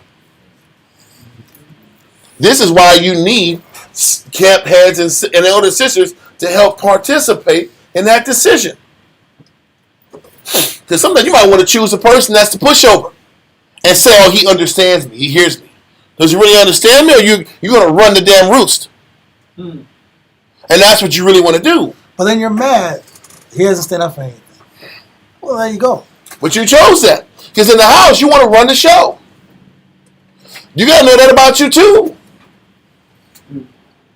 This is why you need people who are honest evaluators about who you are, helping you in determining if this person that has understanding has the type of understanding and personality that can keep you in check. Then, with what you're saying, the statement you're making, this is why we teach accountability, of course. We also teach honesty. Because people that aren't honest make bad decisions based on their personal dishonesty. And then it's the camp's fault, it's the elders' fault, it's the truth's fault, it's the angels' fault. The angels. It's the angels. The angels didn't come through, they didn't protect me. It's everybody else's fault except your dishonest mind. Yep. Men and women, like I said, with men, for the brothers who are humble enough to let us into that decision-making process, we help those men. Then there's men who do what they want to do and they pop it with ribs. That's their choice. But I don't want to hear why shit ain't working out either. Yeah. But with that being said, let that verse go.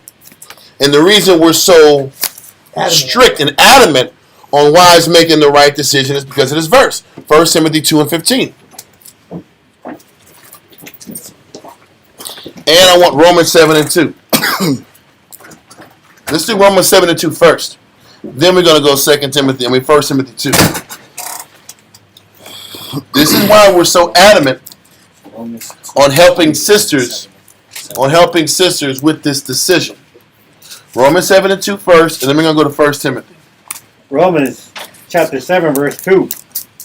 For the woman which hath a husband is bound by the law to her husband, so long as he liveth. She is bound, a woman is bound by the law to serve her husband as long as the husband is alive. I hope y'all understand that.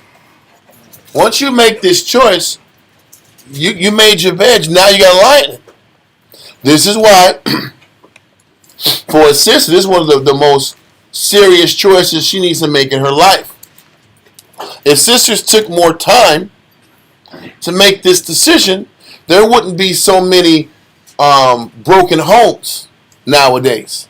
There wouldn't be so many snares where the husband's not in the house and there's single mothers out here. If women took this type of time in the first place. So this is why we're trying to establish how serious sisters and brothers should take this process. Read it again from the top. Come, Romans 7:2. For the woman which hath a husband is bound by the law to her husband, so long as he liveth. But if the husband be dead, she is loosed from the law of the husband. So this is a lifelong decision that you have to give yourself to. And if that's what the Most High is requiring of you, take as much time as necessary to prove the person that you want to eventually settle down with. Let that verse go and go to 1 Timothy 2:15. Come. 1 Timothy chapter 2 and verse 15 reads, notwithstanding she shall be saved in childbearing. Your salvation is predicated on how well you keep this home and how well you keep this choice and how well of a decision you make. He says a woman is going to be saved. How? In childbearing. Is it just the act of having a baby? No. The salvation comes through having the child and raising the family, raising the child and being a good wife in this family. Your salvation is predicated on how well of a job you do being a wife and a mother. Don't y'all realize that? Your salvation is based off of this decision. So don't you think it's smart to choose a husband that's God-fearing, that's committed to serving the Most High, that you see every day, and that you've proven? Because your salvation is based on how well you serve this man and how well you take care of his children and how in order you are with how he rolls. Don't you realize it's hard as hell to serve anybody? Yeah. It's hard to serve anybody. Let alone a nigga. You gotta serve some weird ass nigga. Some weirdo act. You think that's easy? Nah, bro. That's hard as hell. It's hard to serve a godly man. So you better make the right choice to serve a good man. Because that's going to be hard in itself. But it's way better to do that than to sit back here and marry some unstable, inconsistent, high and low cat. That's pretty. Anyway, You want to read this one? just saying, I want to marry pretty Ricky.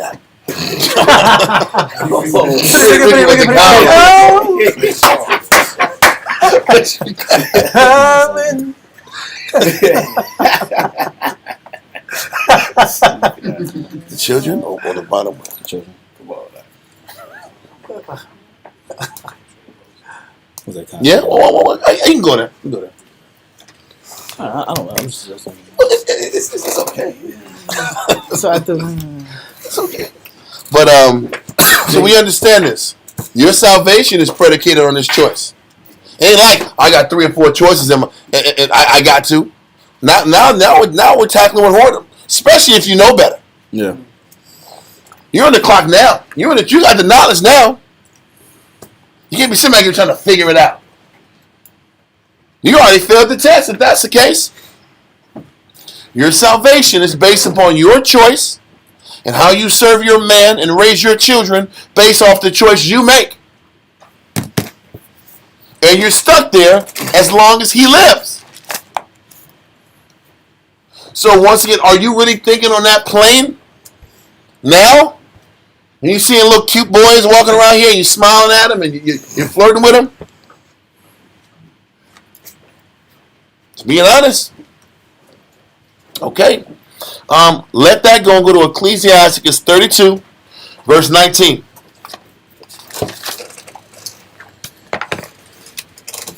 Ecclesiasticus chapter 32, verse 19.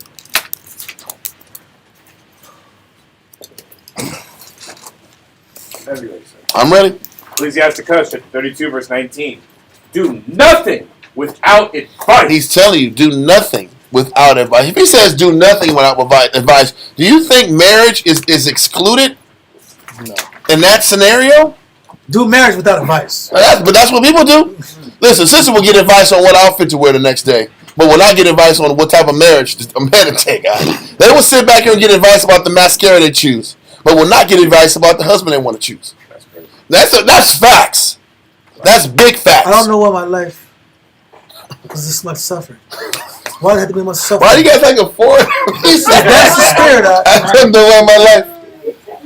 It's full of trials. Yes. It's full of suffering. It's a light spirit. You're asking why you're going through what you're going through, but you're very light about your decisions. You will talk to girlfriends about outfits, about music you like, about jobs, but I will not get counsel about the husband I choose. The most life-altering choice in your life. You're not going to get counsel about that. Because I know what I like. That's my business. All right, you know what you like. That's my business. You've chosen a lot of bad guys. That's my business. That's my business. All right. You ain't my business. You ain't in my bed tonight. Okay. But then we're in counsel. There's always counsel. There's always counsel after the fact.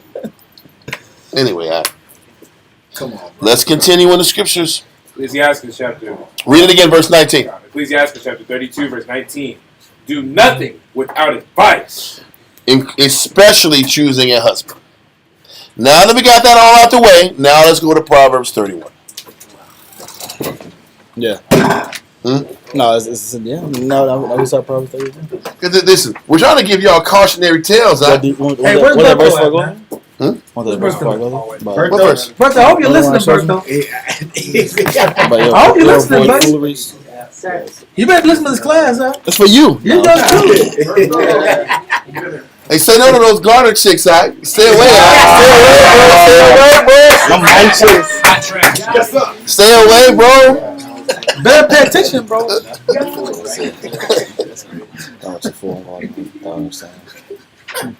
that verse real quick. Before we go to Proverbs, Elijah, pull the verse. Read it. Ecclesiastes 22 and verse 13. I didn't. No one told me, Uncle. No. You were asleep in the class. Huh? She was cute. She was pretty. She was a cute. bad girl. Pretty though. She smiled. All right, y'all. Come on now. It's too much of that Don't security. try back. Read that. What you gonna bring it up? Ecclesiastes 22, verse 13. Let's listen to it. Yeah. No. Talk not much with a fool, and go not to him that hath no understanding. Let's be honest with you. Let's be honest.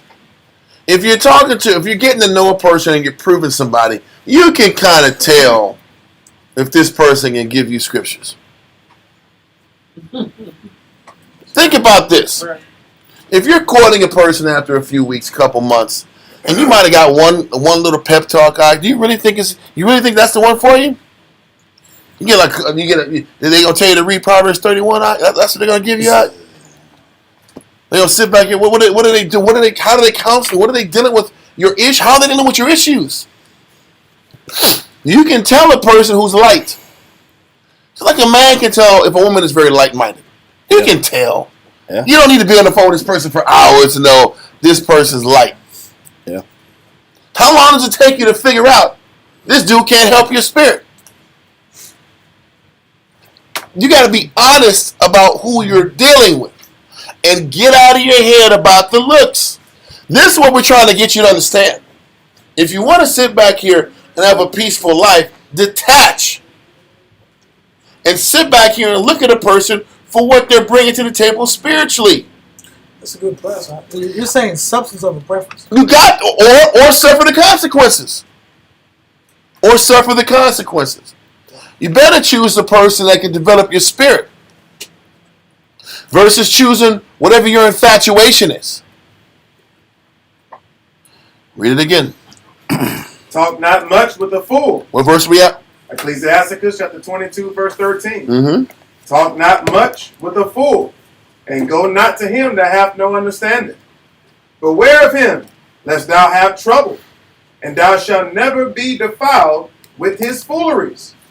Depart from him, and thou shalt find rest, and never be disquieted with madness. What you have to understand is if the conversations and the communication is light and surface, his decision making will be light and surface.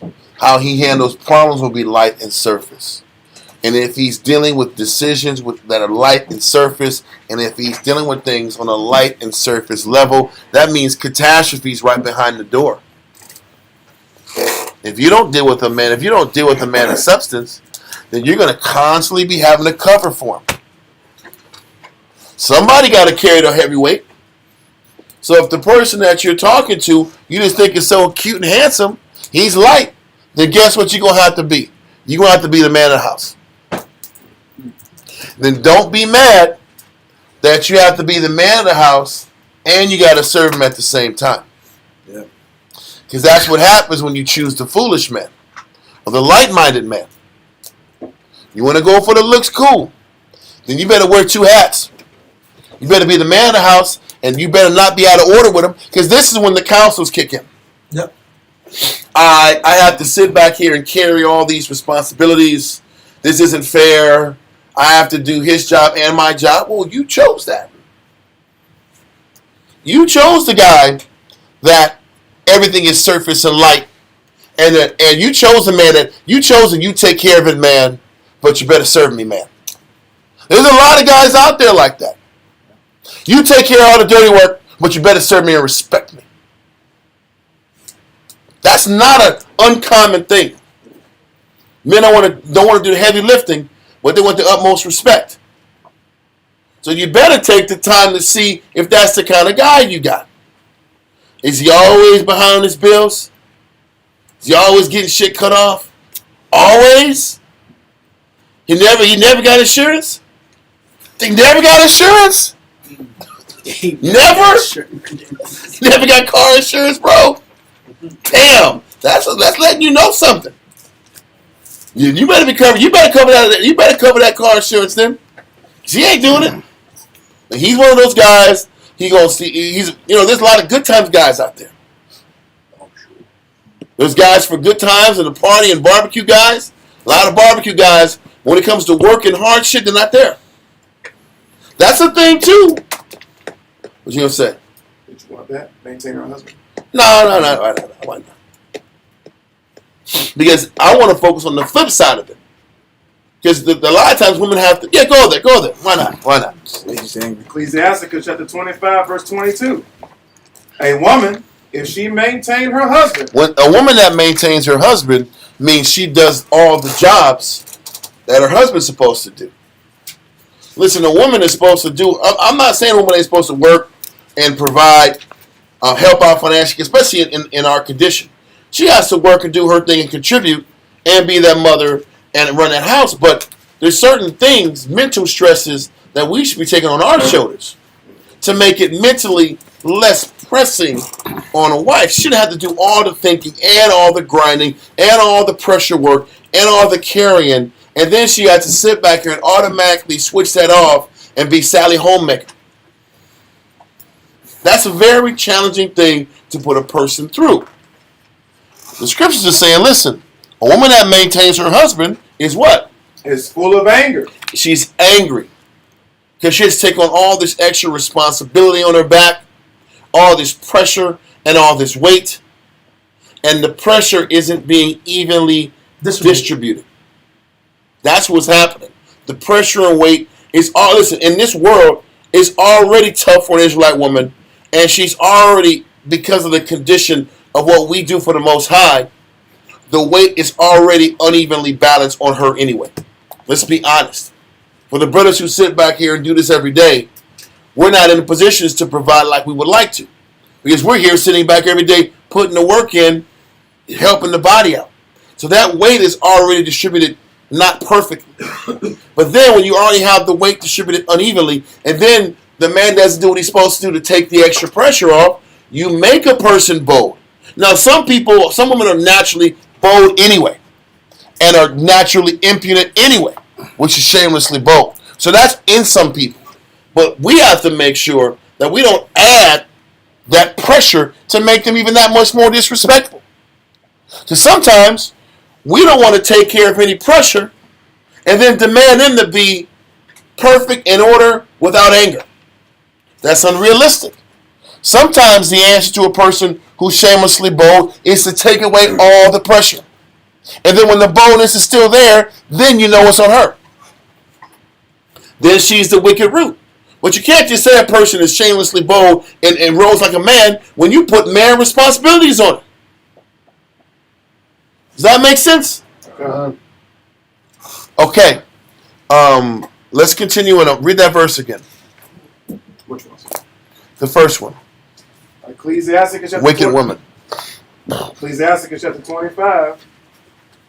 No, 22. 22. Yeah. Verse 13. No. Oh, sorry. Verse 22. Where you were just at. Who just read that verse? 25 and 22. Yeah.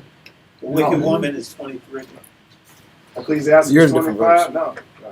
What verse were we at? He wouldn't have maintained 13. It's verse 22. 22 and 13. Yeah, that's what I'm looking for. The one you just read.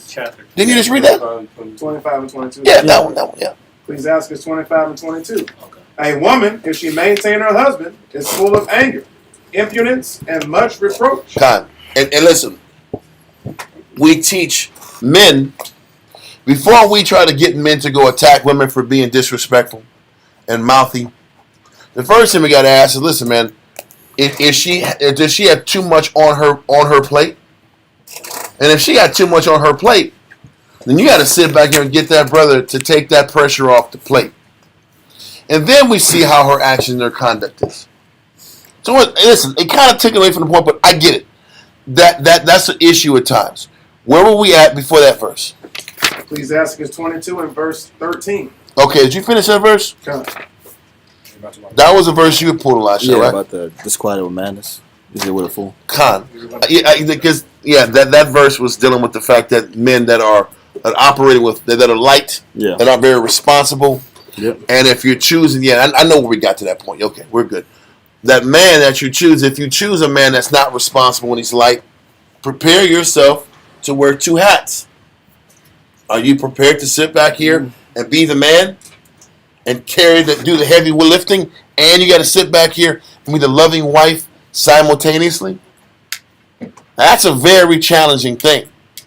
And all these weird, quirky dynamics that happen in relationships that are either rushed or they come from the world. This is why we counsel all the time. Trying to sit back here and put these relationships together and help reset people's minds that are already in inordinate relationships. Relationships that aren't ordered properly. We're trying to, once again, help sisters alleviate dealing with these these out of order marriages that sisters can't just run out and quit and start over again and push the reset button. Yeah, the conundrums are. The things that are just, I say conundrum mean that this is a very difficult knot to untie. It really is. And there's no easy answer once the deal is done. Once the marriage is consummated, you're going to have to learn to fill in the blanks of whatever your husband needs. This is why, but choosing that light person, that light-minded person, that foolish person, you're just putting additional pressure on yourself. And you're putting a life of of stress on you. Because what if the husband that's a light-minded man wants to take care of the bills, but he's not good at taking care of the bills? Then you got to deal with the lights being off. And you got to serve him. When you guys are getting evicted, you got to guess what you got to do. That's service. I love my husband. He's the greatest man out. When your cars are getting repoed, you can't pay daycare because he's making bad decisions. You chose the bad decision. Now you got to serve your man through his bad decisions. Are you prepared to do that? Because that was chosen. Because you chose it. And vice versa. And vice versa. And vice versa. With the men. You picked the bell of the ball out. Pick the bell of the ball. Did it have any kind of spiritual virtue? She don't want to cook and clean, Hey, and she barely works. You better go to Wendy's and eat that Wendy's number 3. And be okay with that. and be happy when she's working a burger and fry job, because that's what she is. She's a burger and fry worker. It sounds bad, but listen, that's what you chose. But you can't complain. You knew that coming in. You can't complain till the cows come home when you knew that in the beginning. She's off. She ain't trying to grow. Well, you knew that from the beginning, and you still dealt with it. Now you're so disgusted and so flabbergasted. I want her to be a manager. I get it, bro. But listen, you didn't choose a manager. How about that? So you better choose. You better think smartly about what you're choosing, because this is forever. Forever, ever. Forever, ever. All right, I'm just saying. Okay, let all that go. Now we go to Proverbs 31. Ooh.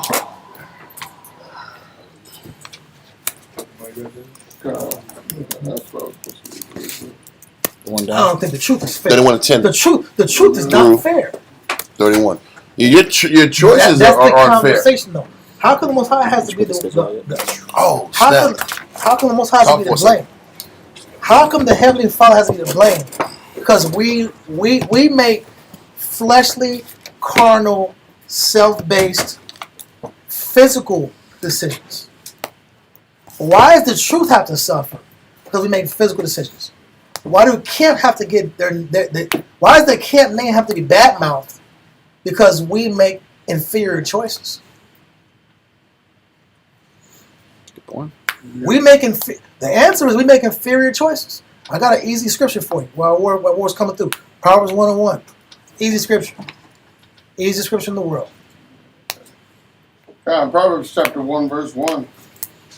And read it a little bit faster, sir. I got it. I'm flipping back because I was already at 31. Give me a sec. Here I am. Proverbs chapter 1, verse 1.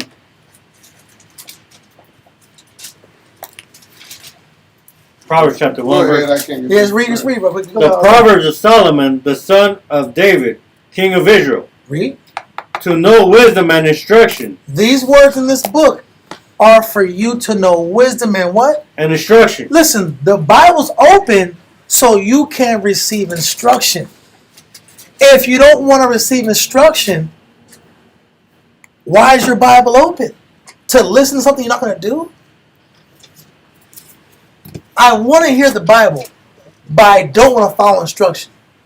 Well, that's not wisdom. And if you don't follow wisdom, you don't get wise outcomes in any arena in life. Read. To perceive the words of understanding. To perceive, that means to have the ability to understand and have understanding. To hear these words and to make so these words make sense. It's not about quoting scriptures just to quote scriptures. It's about quoting scriptures to understand the sense in the scripture. Read. To receive the instruction of wisdom, justice, and judgment, and equity. Justice, judgment, and what? Equity. Equities was fair. Awards dropped in this class to give people an opportunity to be in a fair marital scenario. So that's fair to husbands and it's fair to wives. Because the counsel that we get are what? It's not fair. These situations aren't fair. My life isn't fair. I'm not happy. Well, the question is, was I taking credence and heed to the words in the book and applying the sense? Was I following instructions? Or was I being religious, hearing the Bible, and not taking heed to the words? Read on. Cut. To give subtlety to the simple, to the young man, knowledge and discretion. To the young person, discretion. Look at the word discretion. This class is a discretion class.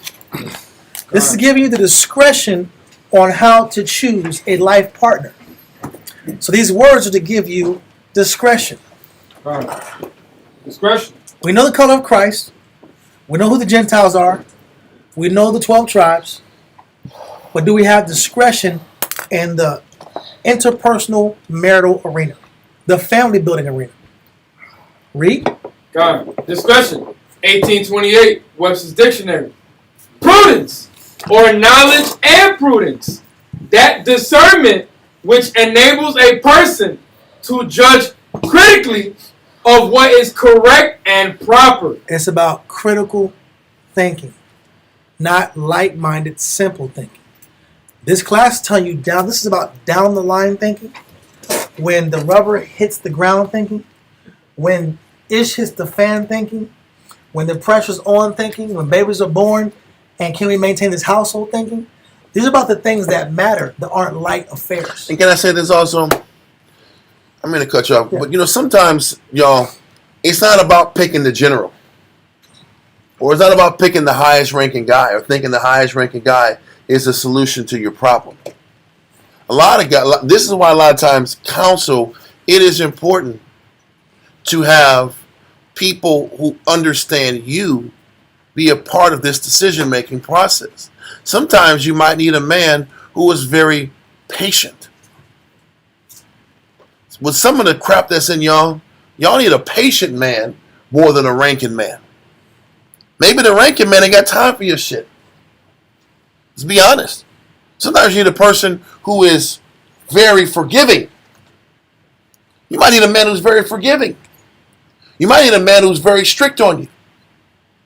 This is why you need counsel to sit back and assist with your decision-making process. The decision-making can't be based just upon, because sometimes people might think the ranking man is the one. That might not be the one. It could be a person who is the best listener. You might need a listener. You might need a patient man. You might need a person who is quick to forgive. That matters. That is important. And I'm saying that because it ain't about us. I'm not saying this. We're not saying this just to push everybody up. The general. We got some ribs here. That's not the angle. That's not the angle. No. Sometimes you need a person. There's men here that have the mercy needed to deal with what's inside of you. The patience that you need. That's a thing also.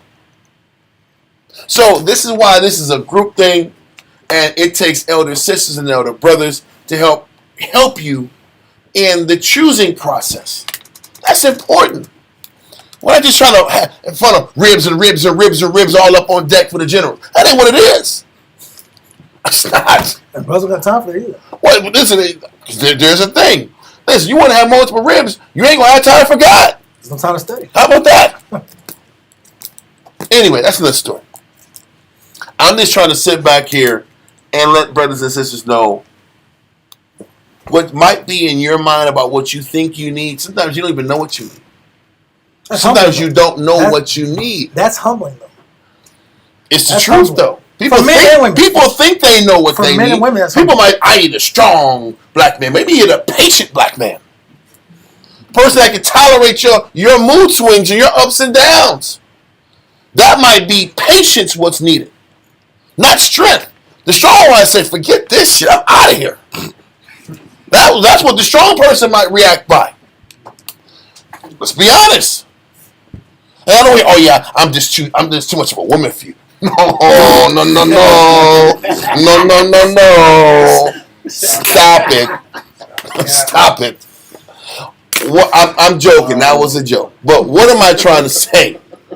What you might think is the antidote to work on your spirit might not be the antidote that you think you need. A person who you might think is strong might not got time for that crap. It might put you in a position where you got to ship up or shape out. Or what is ship up or shape out. No, that's how those Edomite teachers in the high school used to be like. You better ship up. You better shape up or ship out. Yeah, shape up and ship out. Listen, a person a strong. You said what? Buster. Listen, or Mister. Don't be Mister or Buster. Mister. The point is this: a person who's quote unquote strong might not have time to tolerate your crap, and your pride, and your disrespect. The strong person might sit back here and say, you know what? Stay over there. And I'll get back to you when I get back to you. How about that? Pull a David. I'll get back to you later. That's correct. David was strong to say, you know what he did? I didn't like your mouth. Yep, that's it. I'm not coming back again. Ever. And did anybody say David was a bad man for doing that? No. David had a heart like God. That's what the scripture said. Didn't the Most High say David's heart was like unto the Most High? Yep. And he actually did a Nino Brown on that chick, right? He canceled her, right? Nino Brown canceled her, right? Doing rib gel out. Yeah. He canceled her. He said nobody else is touching her either. Yeah. I'm not touching you, and nobody else can touch her either. That was another. That was Nino Brown. Yeah. He was a man after the Most High's heart. So you want a guy like that? Okay, cool. You might not be dealt with for a little bit of time until you learn how to respect. Yeah. Are you ready for that?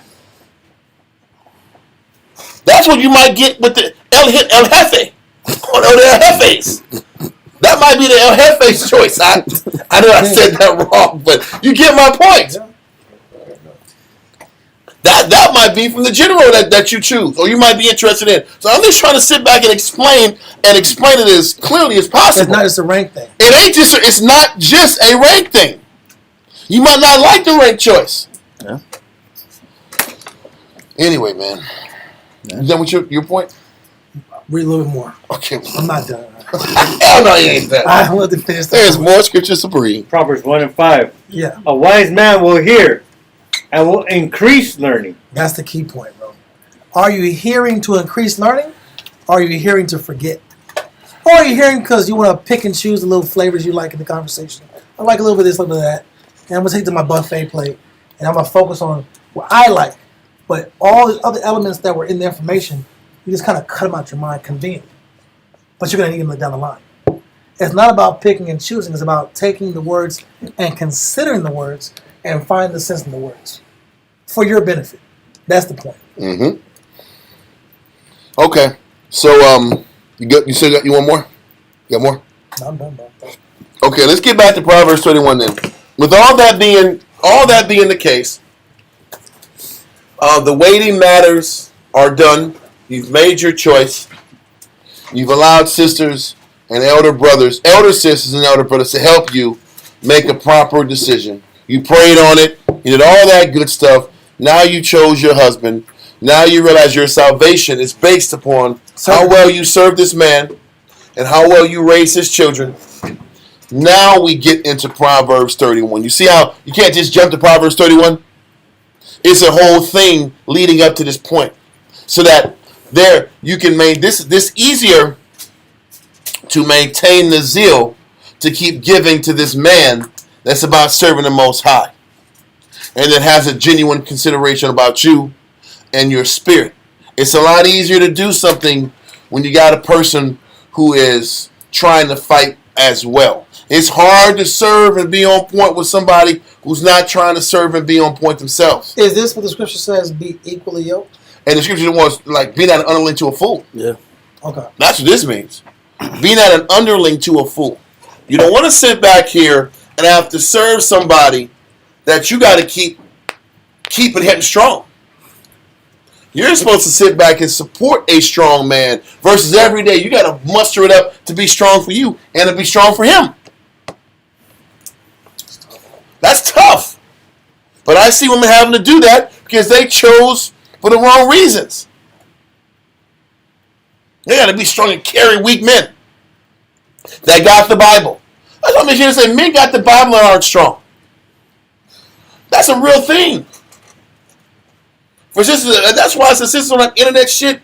All that internet fluff don't mean nothing. I don't care what camp they're from. There's men that aren't potent in every camp. And if they're internet fishing, more times than not, they're fishing online because they don't want to study. Why are you all this damn time every damn day to be on phone with me? Why aren't you reading the Bible? Saying, man. I'm saying. That's crazy. Listen, how come they get all this time and they're not in the book? Or you got guys sitting back here just having rip classes. They have rip camps online. What the hell's going on? What's going on? I see guys that are only teaching when there's women online. They're like, what kind of dude is this? I got one guy in mind. He's at rip camps, Rip camps on Instagram. How about that? I got a little more defined for you. Anyway, let's continue, man. So once you make this difficult challenge and you make the choice to serve your husband, this is what a virtuous woman is supposed to look like. This is the template that sisters should be striving for. Read that, verse 10. With Proverbs 31 and 10? Yes, sir. Proverbs chapter 31, verse 10. Who can find a virtuous woman? For her price is far above rubies. It's very difficult to find a virtuous woman. And she is extremely valuable. Because a virtuous woman, one of the first things that a virtuous woman is that she's selfless. That's the number one reason why she's valuable. And her value is above rubies because she's never about her. You're going to read all of these virtues and these abilities she has. People think that it's about how much skill you have. It's not about how much skill you have.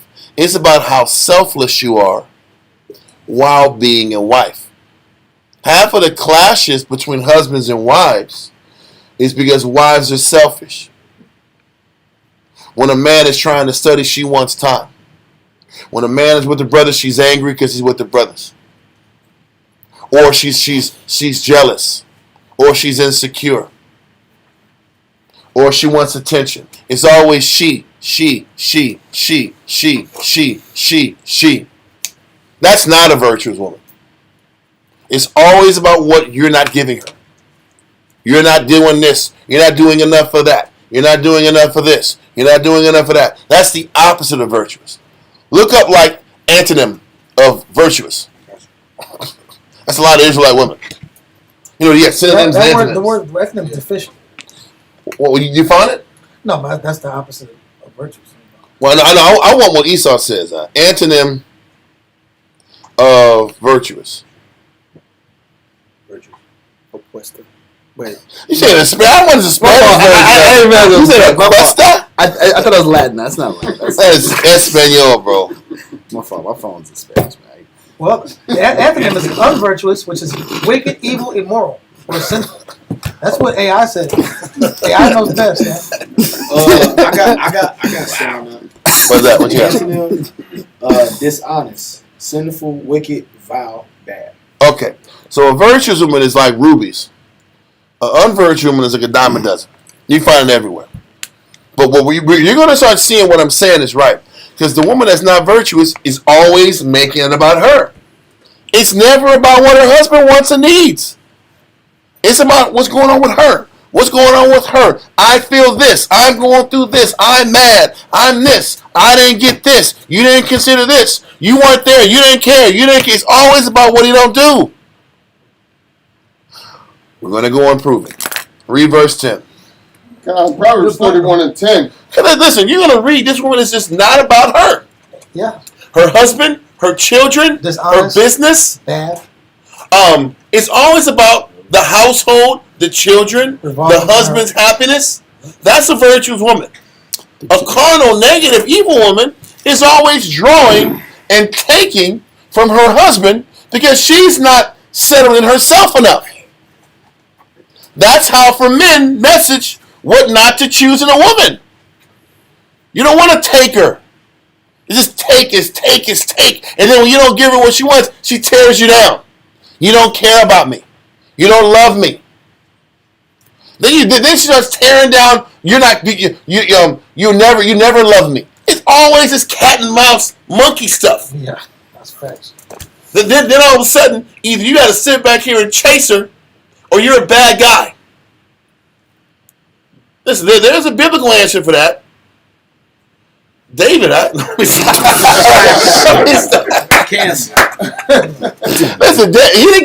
he didn't give her a bill of divorce. Yeah. He just didn't give her what she wanted. But that's not the point of what I'm saying. Let's continue to read about the virtuous woman. It's not about talking about how bad woman. I'm just trying to show about the good. Y'all brothers are making me talk about the bad. I don't want to talk about the bad. Let's keep going. Verse 10 again from the top. God, verse 10. Who can find a virtuous woman? For her price is far above rubies. She's valuable, man. It's hard to find a woman who is sincere about doing everything she can to build up the Most High, put the Most High first in the household, and to support her husband while he tries to serve the Most High. Very hard to find that. Read verse 11. Verse 11.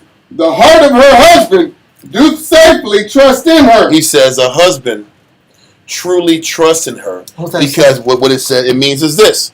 If a husband trusts in his wife, when a woman is constantly complaining to her husband about how he's not good enough, about what he's not bringing to the table, what she's doing is checking and attacking this man's pride and who he is as a man.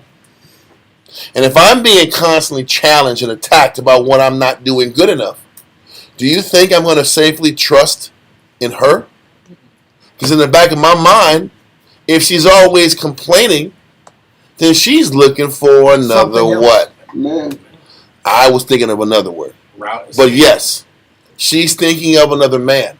Or she wants another man. Or she's looking for another man. So now all of a sudden, he goes into this defense mechanism. Well, shit, I can't get too close to her. Yeah. If she's talking all these complaints and nothing I ever do is good enough, then either men get physical, men get cold, or they just disconnect and back away. If you want to play this game, then I'm going to look for somebody else. How come I'm not good enough for you? Well, let me name the reasons why. Because if you keep complaining to me and arguing with me, you're telling me that I'm not good enough. And if I'm not good enough, it's only a matter of time before you bounce.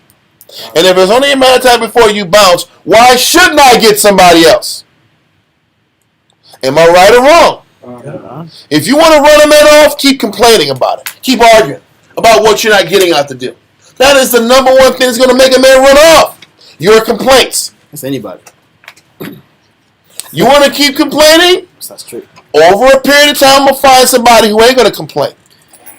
The first thing that a virtuous woman does is see she's not complaining because he's safely trusting her. You know how a man knows that he can trust his woman? She's always talking positive. She's appreciative. Yeah. She's not complaining. She's happy to be where she's at. Her words say it. Her actions say it. Her demeanor says it. Her vibe says she's happy and she's content.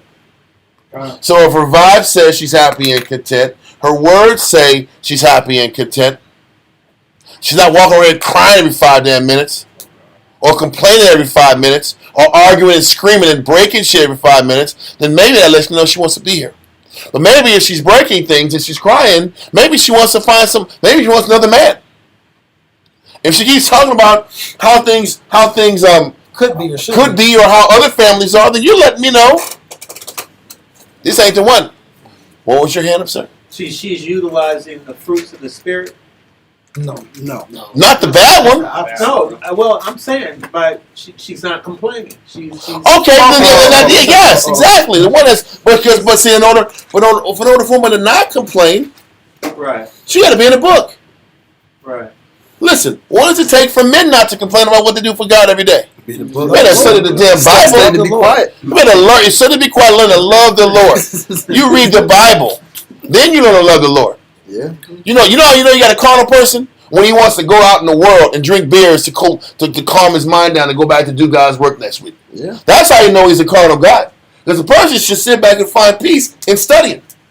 Yeah. He shouldn't find peace in taking bus rides and sitting back here and leaving the work for a weekend, and then I leave the work so I can get strong enough to read the Bible again the next week. Come back to the work. What does that even? That ain't make no sense. That's crazy. That makes no sense. I have to leave God to get recharged to serve God. That lets another person know that God don't recharge them. Worldly stuff recharges them. So, what am I trying to say? The way women learn how to sit back here and please their husband is by finding peace in the scriptures. Because woman has to find peace in her life. You find peace in your life from being in the book and committing yourself to the book. Then you can project happiness to your husband. Then you can serve your husband without arguing and fighting and complaining. And if you don't do that, then the man can learn to trust in you. But if every week there's an argument, what the hell is going on? And then the husband wants to get out the house for some peace and quiet, you can't leave. You have to listen to the argument. Like, what the hell is this? That happens. That happens a lot. You're not going to, listen, you're going to be in this house and be miserable with me. Fuck that. I'm out of here. Madness. You don't think that happens? No, you're not going to leave. Yeah. You're not going to leave. You're going to suffer with me. Like, damn. I got to find a way out of here. When is my lease in? That's awesome. My lease is ending in 2.5 months. Maybe I need to sit back here and get the hell out of here. Whatever the hell 31st of the month comes out. And all my shit's out of here. Maybe I do that. Or you create a stress-free environment and my heart safely trusting you. This is the honest. Listen. That whole thing where we sit back here and we argue and we fight and we have sex, we argue and we fight and we have sex, that's for the birds, bro. You can say that crap. You can save that. I thought that's what you wanted. No. This isn't a future song, huh? Not Drizzy. This marriage is a goddamn future song, huh? What the hell is this? Is that evil? Listen, no thank you. No thanks. So once again, a virtuous woman is concerned that her conduct will make her husband trust in her. That is earned. In a real way. When a wife is like, how come you always leaving and how come you never at home? Because you don't want to be at home. Sometimes they get home because they don't want to deal with arguments. So, how do you remedy that? Stop arguing. And if you consistently establish a pattern of not arguing, maybe he can sit back here and breathe and trust that you got his best interest at heart. But if not, if everything's a nagging fest or an arguing fest, you're telling him that he's not good enough. And if you're telling him he's not good enough, then you are implying that you want something else. You can say, oh, I didn't say that, but your actions say that. And if your actions say you want something else, then he's going to one-up you and find something else. And then there's, oh, you betrayed me. Did he? Or you didn't sit back here and build his trust in you to where he thought having you alone was a safe bet. Maybe he had to hedge his bets like it's goddamn poker. See, that's how a man has to think. How long is this woman going to sit back here and hold on for? Can I sit back here and really believe that she's going to last through all these ups and downs when she's complaining every step of the way? If she's complaining every step of the way, do I believe she's going to hold on through all these tough times? You know what? Then I gotta consider getting a second one. Because if not, I'm gonna be out here stuck. Yeah. Because when this person wants to get angry and go back to their family, then who's stuck holding the bag? You was the idiot that thought this person who's constantly complaining to you was gonna stay. You're the fool for that. And the man is. Think about that. Yeah. A woman's constantly complaining, and then she's coming and going and going and coming and coming and going and going and coming, and not sure she wants to be here. Then she wants to be here. Do you think that breeds confidence in a man? Hell no. Yeah, sister. Oh, this is our crazy life. No. No, this is bad living. This is bad living. And the funny part is, you're going to bring those arguments to the next man and then regret that you lost the previous man. You're going to be driving in the rearview mirror.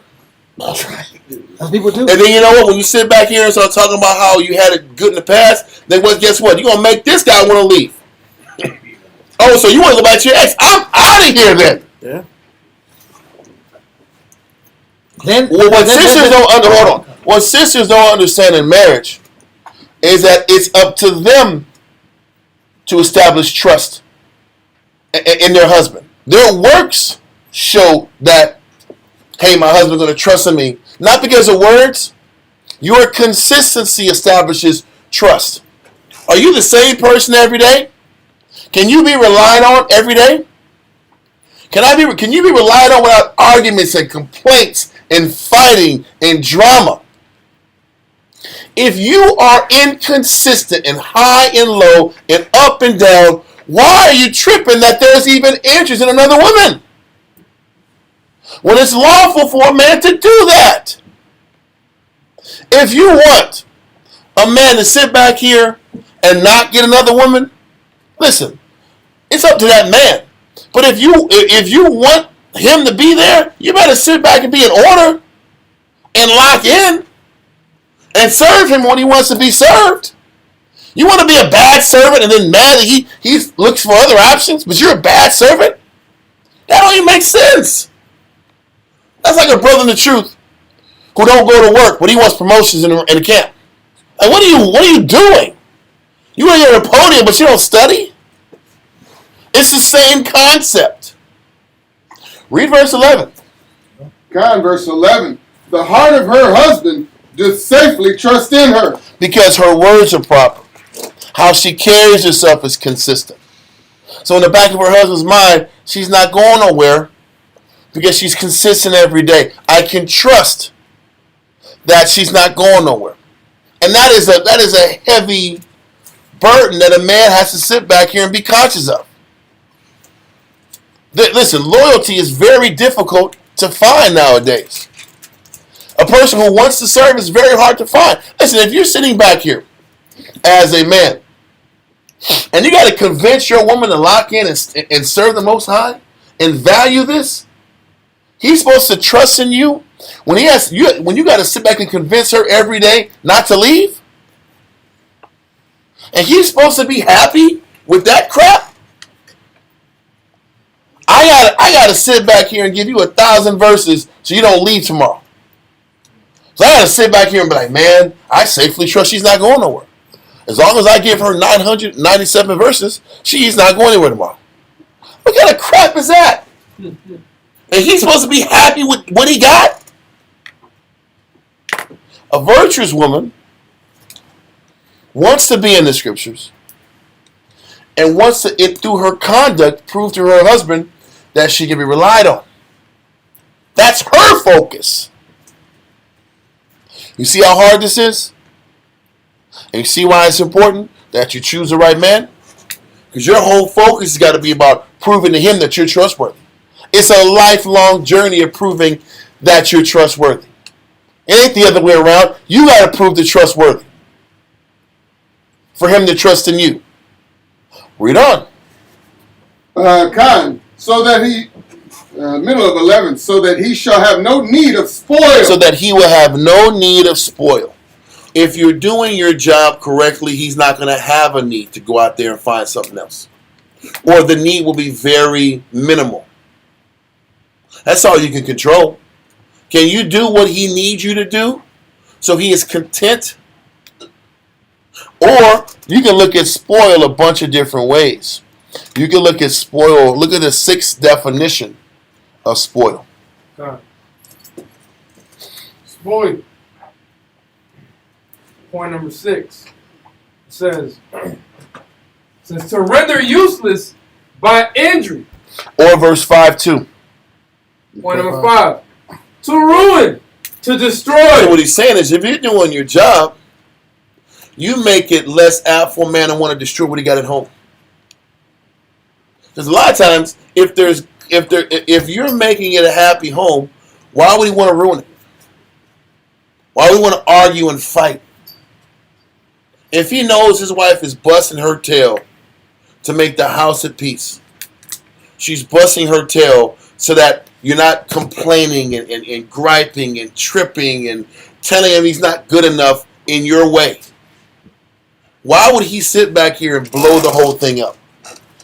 A lot of times in marriages, the relations go crazy or the arguments get extreme because the husband just gives up.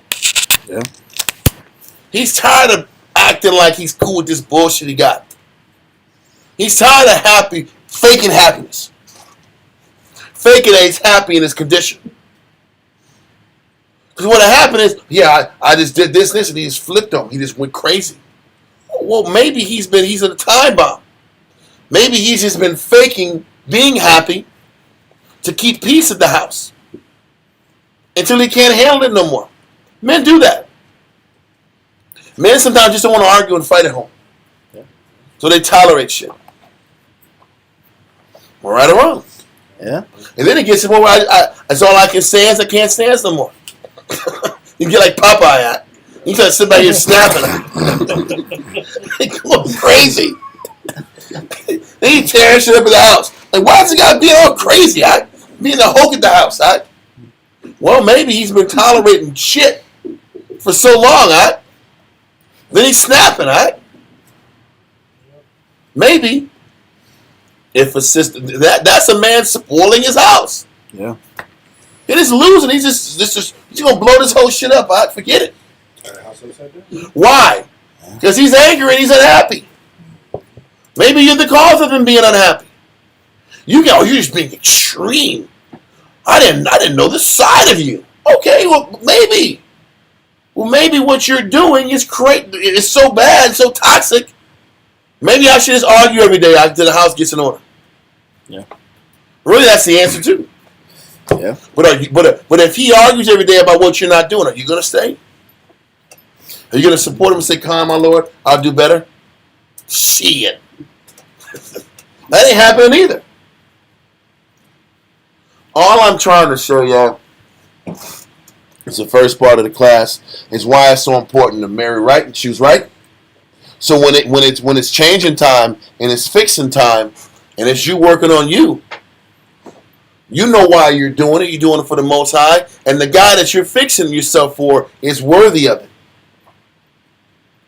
This is why we're doing it this way. This is why we're explaining it in this particular order. So, one of the first things that a virtuous woman does is she knows how to make her husband trust her. That is so important. That a woman knows how to talk to her man. Do women know how to talk to their man so that their man trusts them?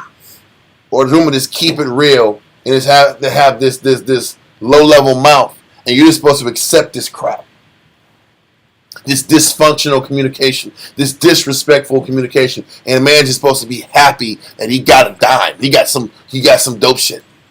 You got a prize. Right? I got a prize. No, you don't. You have a gargoyle at the house. I gotta keep giving them different names of creatures and creatures, and mystical or real. I don't know. You gotta keep making names. You got cockatrice in the house. Right? That's the imaginable. Yeah, exactly. Chicken dragon.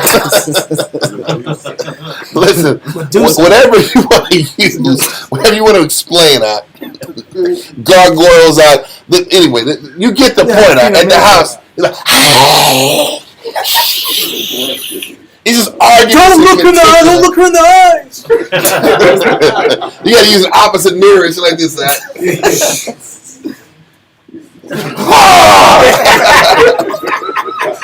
The demon is destroyed. Escape. Anyway, place is falling apart. Get out the temple. So, what am I trying to explain? I'm trying to explain that one of the first things a woman has to do is, first of all, ask questions. Do sisters sit back here when you're joking and laughing and talking? Do you sit back and ask, "Hey, did I offend you right there? Is that even considered? How comfortable are you with me? Are you pleased with how I talk to you? Do sisters actually do that? Shit. That's crazy. Exactly.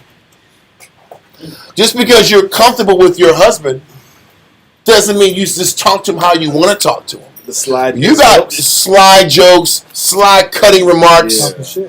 But then you think he's supposed to laugh it off. In the back of your mind, all right. Yeah. 5-letter word. You keep talking. Whatever you want to say. Whatever you want to listen. What am I trying to say? It still goes back to what? Being conscious and aware that a sister or wise mouth can cause a split in a man's trust with her. How she talks, the amount of arguments, the amount of fighting, what the fighting is about, the complaints. You don't understand that all the complaints and the arguments and the complaints and the arguments make a man not trust in a woman. Why would a man sit back here and say, I got to keep her, when every damn week there's an argument? Every week and a half there's a fight about what the husband's not doing enough of. And it's ridiculous request. That is so important. And then if she can learn how to get her husband to trust in her, you've gone a long way. Continue. Verse 12. Verse 12. She will do him good and not evil. Now, let me make sure I got this right.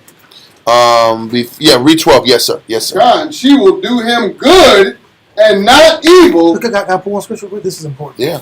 Proverbs. Well, we ain't getting through this, man. This is it, bro. Well, Proverbs, the timing wise is I guess we gotta do a part 5. Right? We'll keep going. Proverbs 14:1. What you said is Proverbs 14:1. To the T. I'm already there.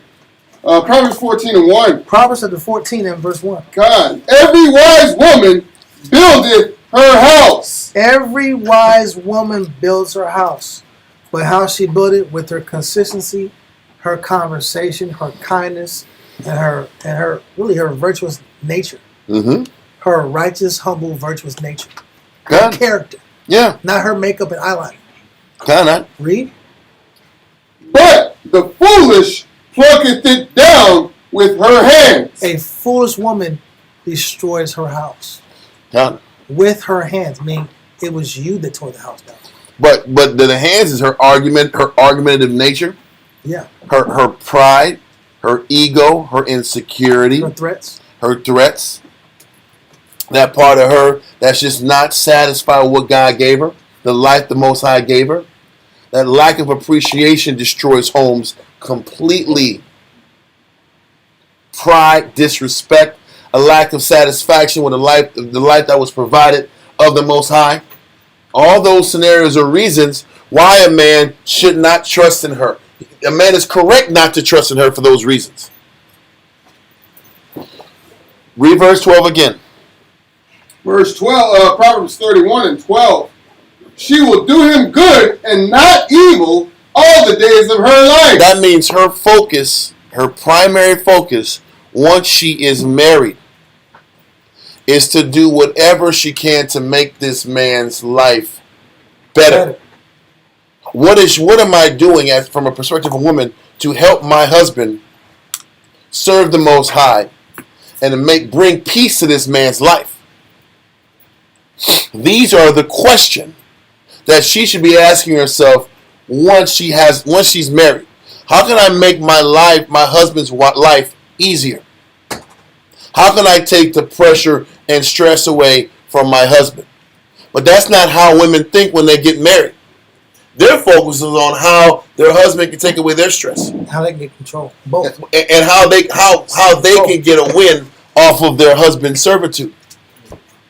The whole mindset has to change. This is why you have to fight to serve a righteous man. Because if you're fighting to serve a righteous man, then it's easier to wrap your mind around the idea that my job is to make his life easier and to be a support and the right help for him. It's easier to wrap your mind around that type of living and that type of circumstance. But like I said, we did the best we can. We doesn't make sense to continue in this chapter. But I guess we'll try to finish it next week, I guess. Listen, Israel, to water for tuning in. It's 10:30. We're getting late, man. Take the time to listen to the classes over and over again, man. There's a lot of information that is in there, especially on taking the time to figure out what's the right husband to choose. But Israel, to water for tuning in. See y'all on Wednesday. Shalom.